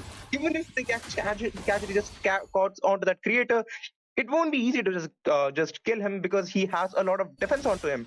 Along with the Vengeance, it's going to be really tough to just use all of his utilities onto that one hero so that the backfire is going to be really insane. We can see the bid. He's just giving and revealing the vision of the creator. We can see the Vengeance, and the Eternal Pursuit is still there to give a lot of damage with it. Oh my god, it's going to be taken a lot from the side of Team Eliminators, and they're actually going to march on. But there's a creator. He seems to be in some trouble, but the final slash is still there along with the bid, taking the kill onto that Phobius. So most probably, do you think he'll be back when the Lord comes? It might be quite tough for Team John Tonsing to defend a 4v5, and even the Lord will be just marching down towards the enemy base from the top lane, and it might be some trouble because we can see the minions is already been in the enemy base from the bottom tier, and that will be the tier down for Team John Tonsing. Like they are totally exposed from the top and bot side for the bases, and technically speaking, like I don't think like this time creator will be there joining the final team fight. It seems a crucial one for the team. And actually, you can see like from the team eliminators, they have all the utilities with them. Every one of them has the flickers and the ultimate. There was a God Shadow. He's looking for the engage onto that Roger, but it's going with the Tyrant's Revenge perfectly marching down onto that Jawhead. But meanwhile, we can see the Frosty Breeze. She's trying to give a set with the Frigid Glacier and the Ejector, but it's going to be the Ruby just not letting her do that. But the Frigid Glacier is there, but it's going to be the monster kill taken from that Seraph Moon, and it's going to the Capricuti falling into the hands of Bid, and the base, it's most probably going into the hands of Team Eliminators. Lord is actually free hitting the base at this point, because on the side of Team Eliminators, they were like focusing on to taking all the enemies down with all the skills that they have. And it's going to be the first game, it's going to be falling into the hands of Team Eliminators. My, oh my, the early aggression coming in from this team. The Eliminators are just creating a havoc, just spreading their raids over to this land of Tan, securing the first victory towards John Townsend in this Best of Five series. The last team fight, I do think, like, Array did everything in his power to split the enemies in two, but there was even the Lord, so they had a 65 situation there. And this time, I do think like Capricuti got caught off guard many times inside the bouncy ball of the Kimi and Bid. The CC providing from this team is just too humongous, and along with that, Creator did manage to do and bonk over the enemy like hell. It was just going too much over the enemies because they had too much of like blinks as we speak, but again the damage was not that much. Talking about the damage, we can see like Creator already did a 32% damage. My that was is just too much damage though. And like if we talk about the builds, I would talk about to the Capri Cuties like the Winter Crown. Like he was getting poked and knocked up, and just it was a lot of CC. Like I can't even mention it. It was like the Ruby, just ammo funded plays, then the Tyrant's Rage and the Revenge, and then the final slash. It was way a lot of CC onto that Capri Cutie. Like the KDA, it actually didn't even matter because the loss. It was kind of confirmed with all those CC onto them, and the Winter Mhm. Crown, it was actually, just speaks for itself. Like he was trying to either dodge or either bait out either of the skills so that the team would actually have a good time with them. But I don't think I have seen him use the Winter Crown in the match. Do you think? Have you seen it? Well, technically no, but let's just say my man was touched in very inappropriate way. Speaking about the Capricuti, but jokes apart, this will be the game number one. As we'll be back after a short break for game number two. Let's just see, will the team eliminators providing will be taking a lead again to 2-0 for game number two.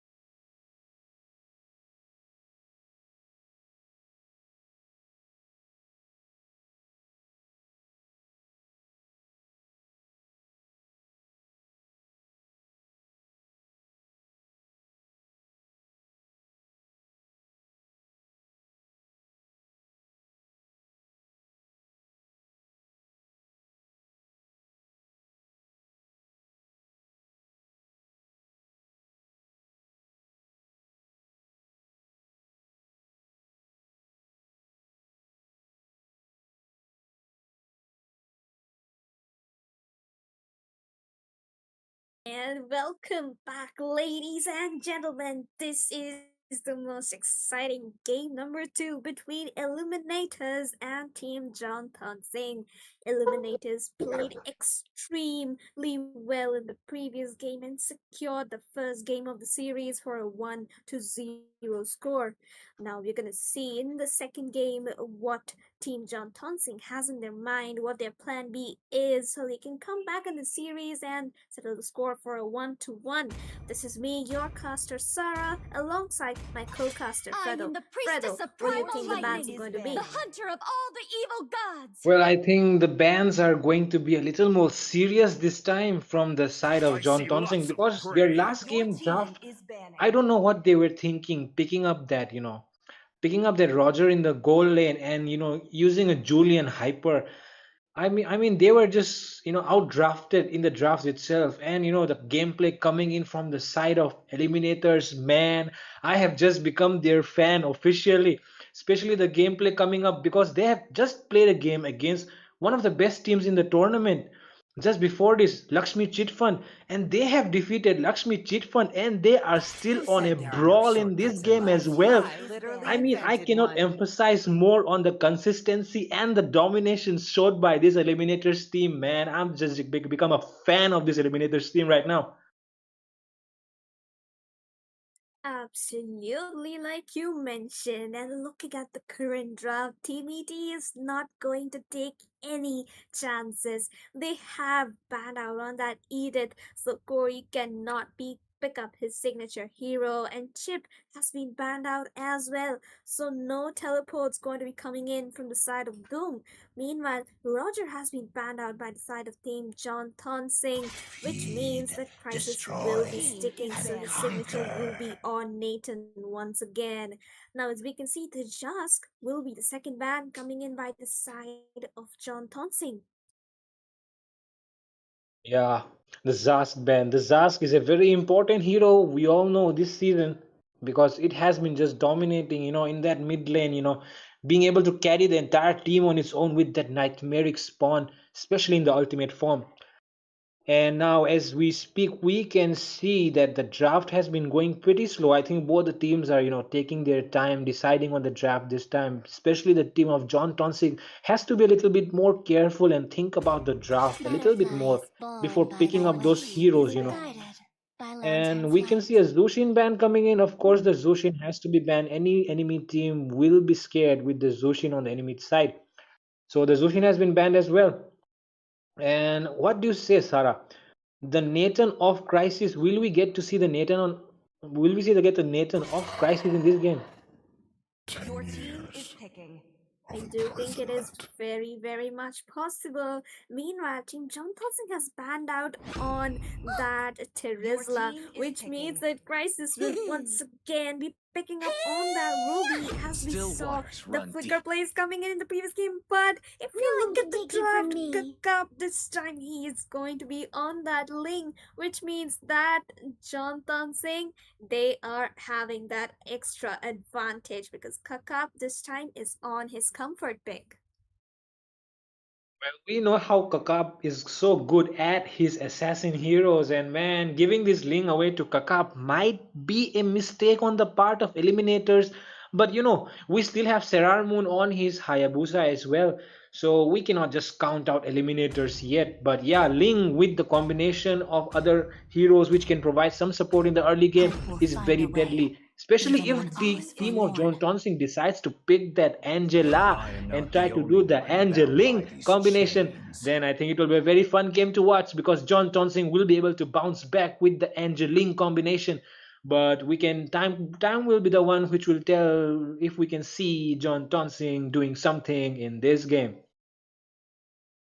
Yes, but this time Suzumi once again on that focus. As we saw in the previous round, how beautifully he plays onto that focus, that ultimate never ending and dealing continuous damage to the enemy. Meanwhile, Kimmy once again on its signature. The Kufra will be picked up by him, but this time Doom is no behind.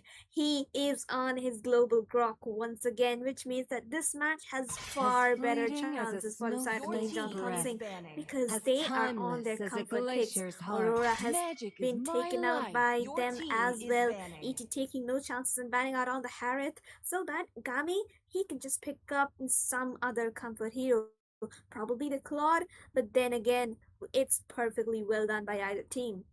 I didn't cure the pain. Your I team harnessed is it. Man, banning. I'm just confused right now because John Tonsing has let the enemies pick the same composition again.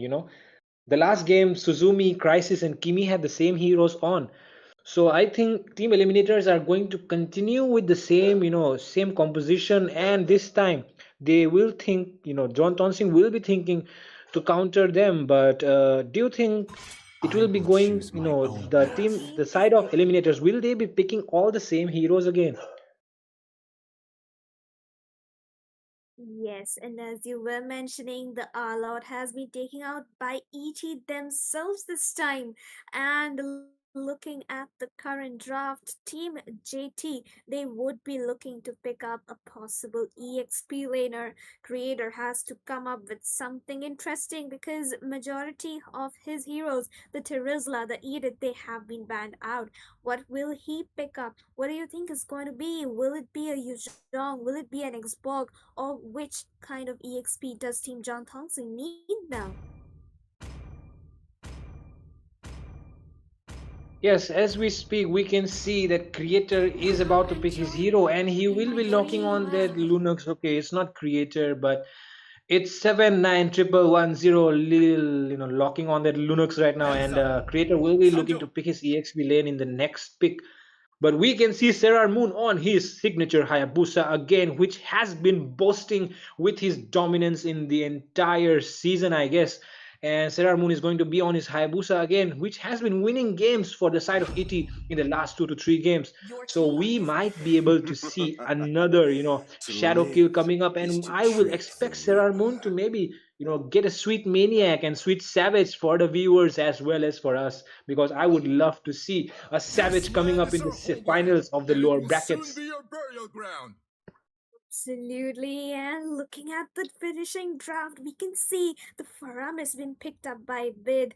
A very strong draft considering Vexana and Grok are all for that burst damage. Meanwhile, Gami will be on the Lunox, which means that there's going to be an insane amount of burst shred coming out towards Ruby and Phobius, and Lapu Lapu on that EXP by Corey. So it's going to be a Lapu Lapu versus a Phobius matchup. Tricky dicey because both EXP laners have to play it safe.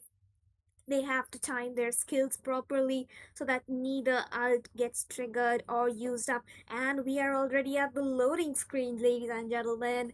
And once it's done, as it is, we are into the land of dawn, everyone. Both teams gonna go in for stranded rotations. And which team do you think will have the edge, Fredo? All troops deployed.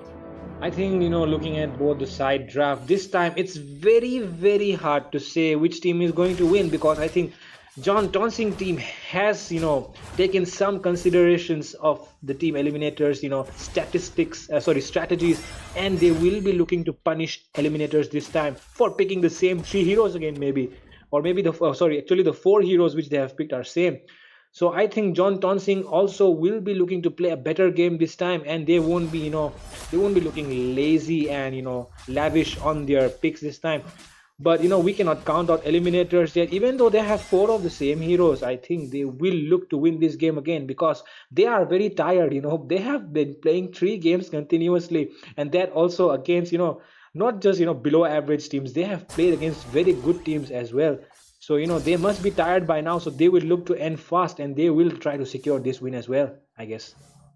Oh, and that is an interesting engage in the top lane. Hayabusa engaging on to Ling already, and the first kill has been secured by Serrar Moon on that Hayabusa. Array trying to deal some damage, but will be chunked down very, very low. 4 members of Team ET just engaging under that turret zone. Faram is trying to deal damage, and the kill will be secured by Bid once again.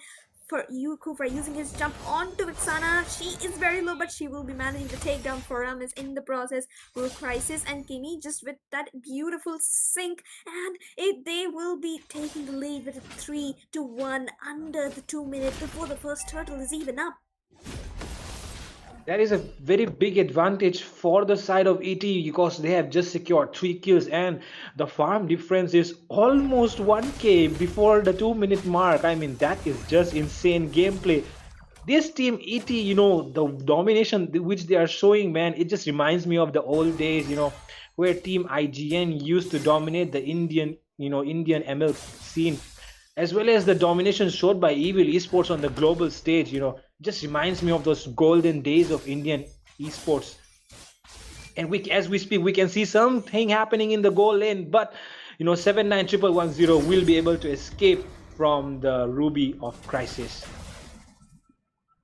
Yes, and it is a very close call coming in by both the teams, and the turtle was secured by Sararmon without any contest by the side of Team John Thonsing. Cap is going to look for a safe farm-paced game right now because Ling is made for that mid to late aggression, and we can see a possible engage onto Array in the mid lane, but he will be having his immunity to just back off. Easy trying to taunt the Hayabusa, but he is just fast enough so he can escape out of that. Meanwhile, Suzumi in the EXP with a fair lead to Creator. It's a pretty dicey situation. Light Elf has already been used up by Gami in the goal lane, which means that it's a green signal for Kufra and Faramis to dive in. Yes, but Faramis will look to disengage because his team is not ready to engage yet. And you always say, we always call this Ling as Cup, but I think it will be better if you call him by his original name, which is CapriQT, pronounced as CapriQT, right? Because I just love it when someone says CapriQT because it just reminds me of how good this guy is, and he's cute on his link, no doubt about that. Yes, but Doom would be missing the wild charge onto the top lane engage, but no kills was secured by the side of ET as well. Meanwhile, Link managed to chunk down the entire gold shield in the bottom side, which means he would be getting a fair chunk of gold, which gives Team JT to some space to breathe once again in this match because the goal lead is barely a 1k in favor of eliminators. It could spike up obviously with the next turtle coming up in the next few seconds, where Ling would actually be moving towards his blue, while Haya, he has already finished taking his blue and will be looking for a possible engage directly onto that turtle. They're good positioning by Creator and Doom, but no, they will be spotted early in a lot of danger, and he will be taken down, bursted out just like that in that team fight. And meanwhile, Creator here trying to go ahead and provide some vision for Carp to try and contest the retribution, but no, there's just way too many people there. Carp will just be retreating back towards his blue and Creator towards his lane, but there is going to be a possible engage onto the goal lane.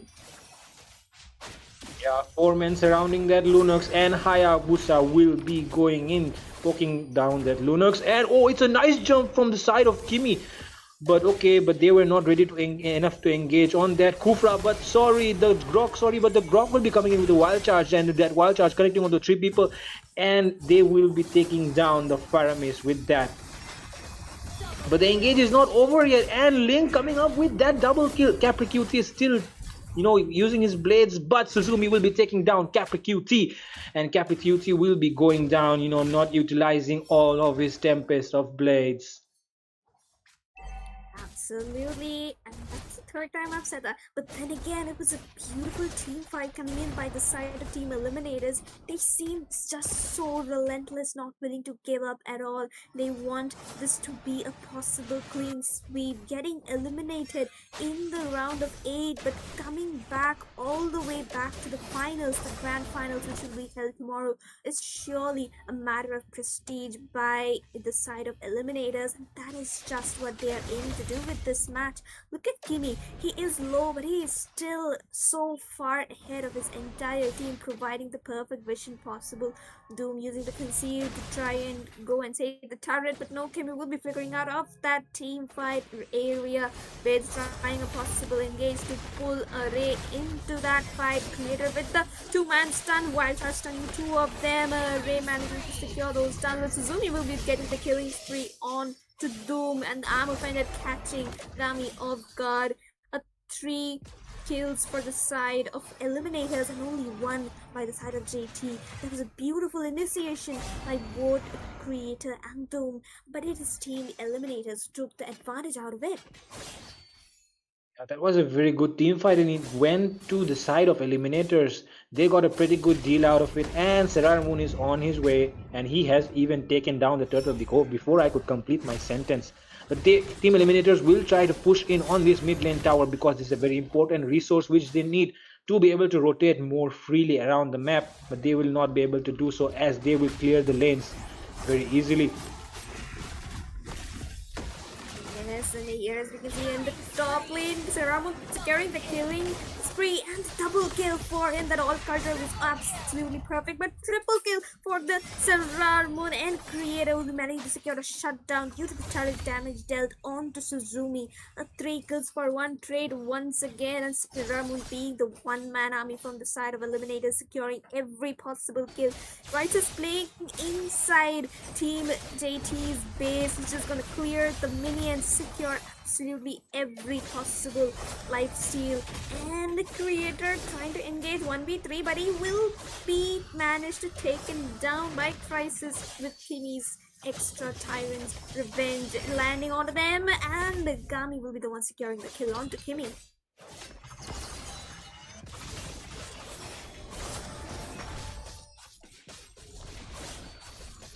The shadow of Ogi not able to take down Ling, but will be able to take down the Vexana, but Vexana will be able to take down the Hayabusa as well as a revenge.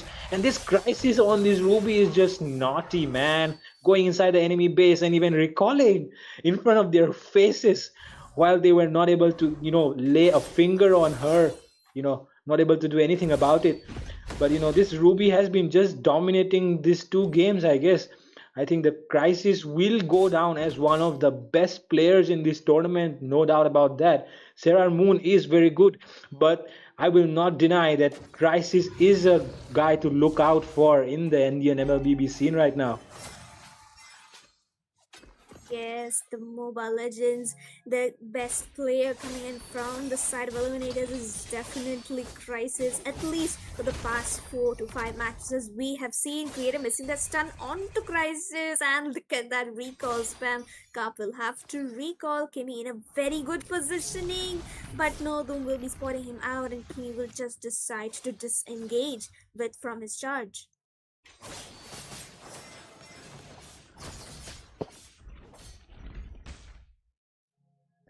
Well, I don't see much happening right now, but the turtle is being taken, the Lord is being taken down by Serrar Moon quite easily, and they will be able to zone out John Tonsing as well.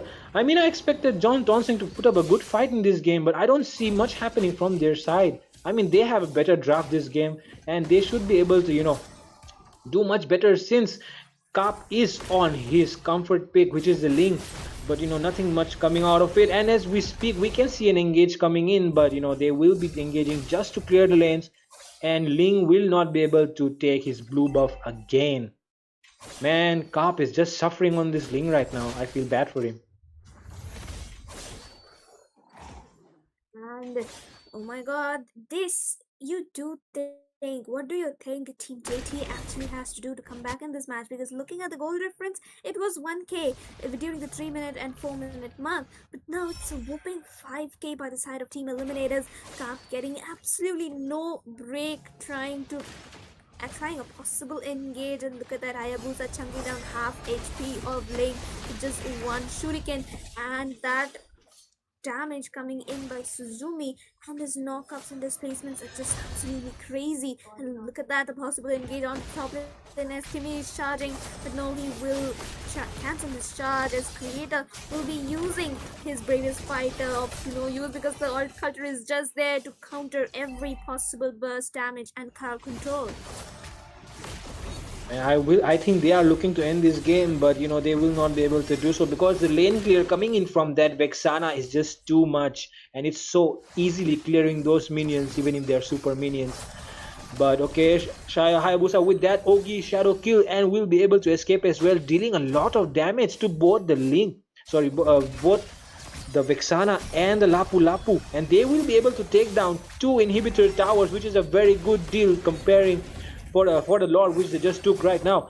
And Suzumi coming in with that, keeps jumping onto the enemy, and Lunox will take down Suzumi for the mistake that he made. He just over engaged there, don't you think? Yes, it is a mistake, girl. Suzumi was the one leading in farm right now, but that shutdown will give John Tonsing some amount of gold so that they can try a possible comeback.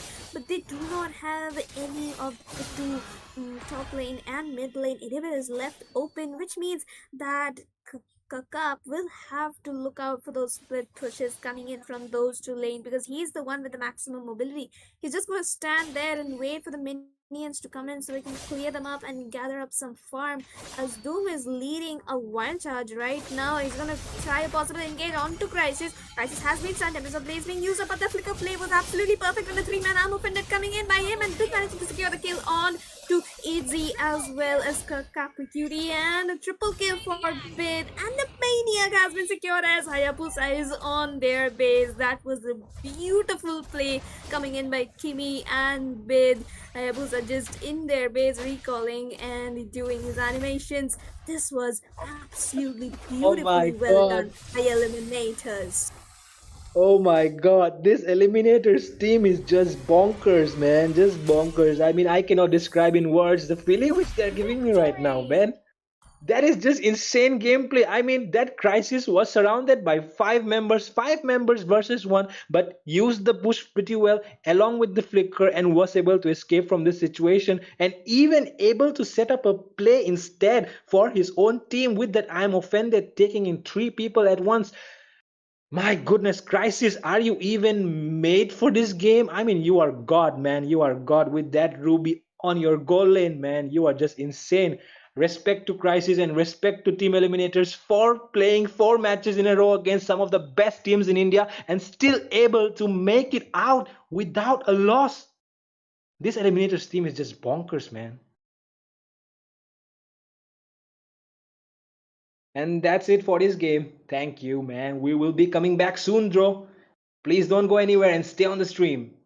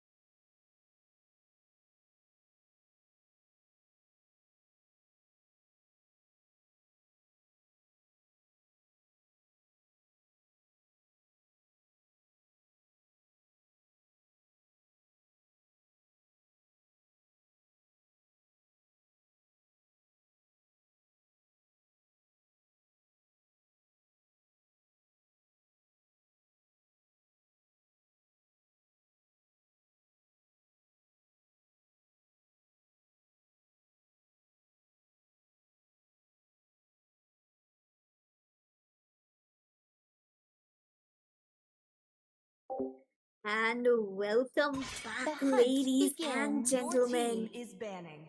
Team Eliminators, the wonderful Team Eliminators, is on a 2-0 said there are lead no right shortcuts now, in life? Your and I team Team is literally John banning. invented Townsend one. has to give it their everything in this match if they want to stay in the tournament, because this is the match point for the side of Eliminators.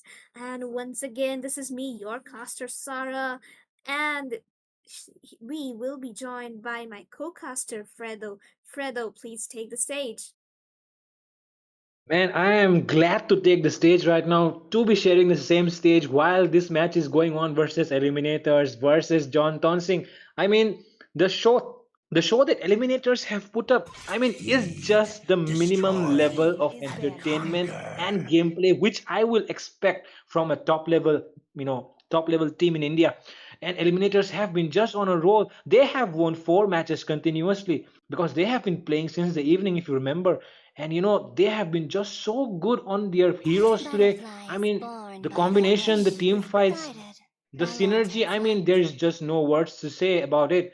Team Eliminators are on a roll right now, and they will look to close down this game and win the finals of the lower bracket and advance into the finals with this win. And as we speak, we can see the Kufra band coming in because Kufra is the one which has been leading those initiations. Kimi on that Kufra has been a menace and has been able to, shut down the enemy team. That's why they have decided to ban the Kufra and the Ruby ban as well. We see, man, this Ruby has just been a menace, don't you think, Sarah? Yes, and especially for the previous 3 to 4 games, Ruby has been nearly 100% pick rate whenever she was open, which is why the Ruby and the Kuvra were respect bans coming in by the side of Team John Thonsing, while Jukshin and Chip were once again panned out by the side of Eliminators, and I do believe that they will be panning out another fighter such as the Roger, maybe even the Edith or Cub's Assassins, which is I Hayabusa am the Orling, priestess and of yep, primal light. called it. Your We team, the did ban hunter of out on all that the Edith, evil which means that gods. once again Corey will be at a disadvantage by not getting his comfort hero. But this game though, Gami does have his Roger, and the other members also have their main heroes still left open. So we're gonna have to wait and see what they're going to draft out first. Yeah, a lot of heroes are open right now, and they can pick any one of them. And the side of John Tonsing has the first pick. So, will Capri QT try to take a comfort hero this time? Because the Ling, Still even watch, though they run got the deep. first Your pick on the team Ling, is it was not picking. able to work out in the I see last game. lots of But prey. Capri QT will continue with that link and will try to show what was left unshowed in the last game for the viewers as well as for us. And I expect a better thing on this Capri QT. And the side of eliminators was Your team is hovering picking. over that Novaria, but Novaria will not be picked, and Suzumi will be picking up the Terizla instead, and Sarah Moon on that Hayabusa. Okay, sorry, on the Roger. Let me Man, see, protect it my has just body, become a habit to vampire. see Serarmon on the Hayabusa. So, Hayabusa just came automatically out of my mouth, even though it was the Roger. Man, Gaze the just imagine the amount of stars and impact they have see had on me great right now. I mean, heaven. Serarmon picking the Hayabusa just came out of my mouth automatically. Yes, the Harriet was picked up by Gami finally in this game, as well as the Luoi by Easy. And so we can see from the side of Eliminators though, Suzumi on that Terizla, meanwhile Serarmon on that Roger on in the jungle. So this is going to be an absolutely interesting game considering two Hope will members find a and way. bid on Your that team, Vixana. even when Now all that is makes three forlorn. members for the side of Eliminators on their comfort heroes. This draft is going into the side of no one yet. Don't be surprised yet because we still have not seen the other two bands and the other two picks as well. So I cannot say for sure which Welcome draft to is my better right Your now. castle, team But is my banning. if you friend. would like me to give an opinion, I For the would blood say of the my side enemies of Your flow from team my is Eliminators skin. banning. is again better on the draft because the Vixana with her first skill makes them dance, and also with her ultimate of the cursed night guard will be able to have an extra frontliner as well. So this Vexana pick is the key pick right here for me, I guess. But we will not deny that low E can come in with those diversion plays and catch the team eliminators off guard. But Sarah, what do you say? Will it be the low E impacting the game more, or will it be the Vexana this time? It's a 50-50 on which team executes their team comms better. Luoi does have that diversion. She can go out anywhere in the map once she has a team to back her up, which means that it could be an instant wipeout for the side of John Tonsing while using that diversion. But on the side of ET though, if Vexana manages to stun 2 or 3 of them and the flicker penalty zone coming out by Suzumi on the back line, it would be an instant wipeout for them. So it's all going to be a matter of execution coming out by both of these teams. In my dream world. Yes, you are right about that. Execution really do matters in this game. So we will be seeing a Mencitar ban, a Lunox ban, a Xborg ban, and a Grok ban. And I think the Grok has been banned twice in a row right now. And I don't know why is that, but maybe because it is a comfort hero of some other, like of someone in the enemy team. And that Xborg ban is very wise, I guess, because they won't want the Terizla to be harassed by that Xborg because of the true damage.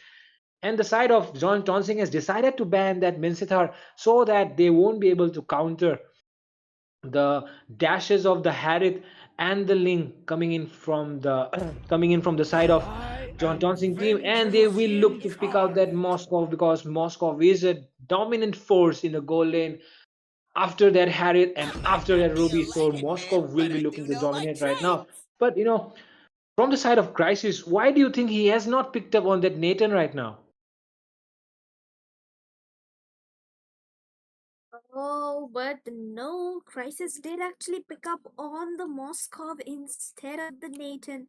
I do think the Nathan would have been nice because they only have one specific magic damage dealer and they would be looking to pick up a Matilda in the room as it is really viable alongside that Roger and Terizla. While on the side of John Tonsing, Gory managed to pick up the Barats, the EXP, which means that is going to give a lot of frontline, while Doom is going to go in for that Kaja, which means that Kimmy is going to instantly lock onto that Carmilla. You are right about that. That Carmilla will be locked in by Kimmy here. But we should be ready to engage ourselves into this game completely because this game is a do or die for John Tonsing. They are out of this tournament if they lose this game, and team eliminators will be moving forward. The stakes are high for the side of John Tonsing, but eliminators also are very tired coming in from 4 complete straight game wins. So they will be looking to finish up right now because I don't know how long these team eliminators can play and if their devices can keep up with their stamina. I mean, the stamina and the consistency and the domination coming in from the side of eliminators is just fun to watch for the eyes. And ladies and gentlemen, we are into the land of Dawn. Eliminators with that 2-0 lead against John Tonsing. They are standing at match point. Meanwhile, Team John Tonsing is at a complete gunpoint as they are going to have to win this match to stay alive in this tournament. Otherwise, they are going to be knocked out. Both teams going in for that standard rotation. Camila unleashing the blue for Roger for that extra rotation advantage, while Cap on his red will be proceeding towards the blue zone. Fredo, which team do you think has the edge at least for the early game? I think in the early game, Team Eliminator should be doing pretty well because considering the composition of John Tonsing, they do not have a very good early game damage dealer. Like, I mean, Low is pretty good with the damage, but it won't still do much damage with the Yin Yang overturn unless it gets some items in the beginning. But the passive of Vexana does provide more damage. So that's why I think the side of Eliminators does have an advantage in the early game, and they also have Crisis on that Moskov, so I don't think they need to worry much about the late game as well. But the side of Team the side of Team John Tonsing will try to push into the late game so that they can get the maximum out of that Ling and Harith. And as we speak, a minion has been denied to Crisis, and Crisis is on a disadvantage right now as he has been denied a few minions already. But as we speak, we can see Sailor Moon going in for that turret dive, but Creator will be able to survive somehow. And he is very low right now, but he will clear that lane and try to recall as soon as he can. Yes, and oh my god, he's a good escape coming in by Creator. He did have to pop his flicker, but then again, it was worth it because at least he did not lose his life before the turtle has started. Cup has a not a level advantage, but at least some EXP advantage during the turtle game. You will be looking for that stun. Serarmon looking to come and engage at the turtle, but will Cup be managing to secure the retry? And he finally wins the retribution battle, but first blood will be secured by Serarmon like a bounce, chasing Cup over and over more than once, straight up to the wall and almost down to the turret. And the mid tier 1 is in a lot of danger as the 4 members of side eliminators are chunking down the gold shield just like that. Man, the side of this team eliminators, I mean, I have seen something in their strategy. I mean, they go for the mid lane turret right after their turtle. I think that is a good strategy which they have come up with. But right now, as I speak, the crisis will be taken down by the side of Team John Tonsing, locked by that Kaja with his ultimate. There was no escape from that, and they will look to take some gold from the turret. And the side of Team John Tonsing, the side of Team Eliminators, as I was saying, they have a strategy of going for the mid lane turret right after the turtle. I have seen this quite a couple of times already, and I think that is a strategy which they have came up with in the last few days, which we have their practice, I guess. Yes, Team John Tonsing was actually preparing for this game, but look at eliminators. They already have a 3-kill lead under 4 minutes. And you can see in the top lane there's a possible engage onto Kimi. Kimi will be taken down by that Harriet. Link looking for more engages, but the Eternal Lord will be there to stop him from progressing any further. It was a very nice engage coming in, and Sailor Moon poking down Capricuti in that bush, and Capricuti's recall will be disturbed, and it might be an advantage because they will be able to get clear the mid lane the mid lane minions, and they will be going in for that turtle immediately after that. Yes, and looking at the farm difference, the gold, Team ET seems to be ahead in gold by around 800, and at the mid lane, that Lycan Pounds will be securing the kill on to Creator. Array is very low, but the shutdown will be secured by Cap on to Serarmon. That was a 50-50 trade, but Aroma for the jungler with the shutdown bounty, not that good of a trade, though it was a 1-for-1. Harriet seems to be quite ahead in farm. He's 400 gold ahead of any other member of either team, which is a good sign for the side of Team John Tonsing. Yeah, it is a very good sign for the Team John Tonsing that Harriet has been winning in the goal lead in his lane. But it is because the Kaja supported him in the early game, and it was able to deny the diversion play coming in, but Crisis will be able to make a narrow escape from that. Thanks to careful observation of the map. I think he expected that diversion coming in on his lane anytime, so he was able to make that escape. And as I talk, we can see the turtle is being slowly being chunked down, and Roger will be eating that turtle, tasty turtle right now. Okay. And as you can see, Kara is in a very good position to try and catch one, but will be caught out by that Moscow stun, as well as the vision provided by that Vexana skill. She has extremely good map awareness. Her second skill inside those bushes are absolutely perfectly timed. Suzumi trying to delay the Carp spawn while Kori is trying to clear on those minions and keep his stacks up. Suzumi doing the same by cutting off the lane and trying to rotate towards the mid and possibly the goal lane for a possible engage. Kelly coming in from the backline with that Curse of Blood. Big will be using his skills, but to no avail for now. Cap will be caught with that stun, but the flicker suppression coming in by Kaja will be enough to kill that Carmilla, but the Vexana will still be alive. And these team eliminators, the Harriet was on a goal advantage, but they did what they came to do. They took down the Harriet and also the top lane tower immediately. securing the objective, and the way they are playing is just so good. They are doing everything on point. I mean, they are overpowered at this moment, but also on point. So it's a double OP for them right now. Yes, and Team Johnthon seems to be slowly holding and farming up because Gami has that decent KDA. Even Izzy is on a decent KDA, which means that Team Johnthon has a fair chance of comeback unless the Moscow goes absolutely berserk and just wipes everyone out. As we can see, a possible engage onto the bottom lane, and the turret has been secured by Crisis once again. Harriet using the Chrono Dash to deal some damage will be immobilized by the Curse of Blood, and Bith will be managing to secure that mega kill onto him. Meanwhile, Cup will be sneakily taking down the mid lane tier 1. Crisis chunking down the Turtle King far ahead in the enemy lines. High members of Team Eliminators, but Arian will be managing to secure that turtle with his kill one. That was absolutely beautiful. Well done suppression being used onto Serarmun, but he will be going down. A beautiful sacrifice for that turtle. Crisis in danger, but will be managing to stun Cup. Cup just getting melted left and right. And those are some really good team fights coming in from the side of eliminators. But of course, the turtle steal by Kaja is good as well. That was a narrow steal with his first kill. It was fun to watch as well. And now we can see them chunking down that turret in the mid lane, and especially securing those objectives has been a priority for the side of ET. And eliminators have dominated in the side of that objective gameplay. But we might be able to see a comeback. But as you said, the Harith was in a farm lead, but the Harith has just died 2 times in a few minutes.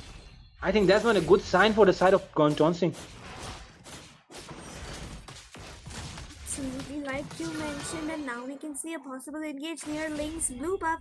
Bid, Crisis, Kiwi, they are all there. They are going to try and delay the buff as much as possible. Serarmun trying to retribute that buff, but Cup will be managing to secure it, but will be going down to the stuns, and those are 3 kills secured by the side of Team Eliminators thanks to that Curse of Blood, and now that will be 4 kills secured.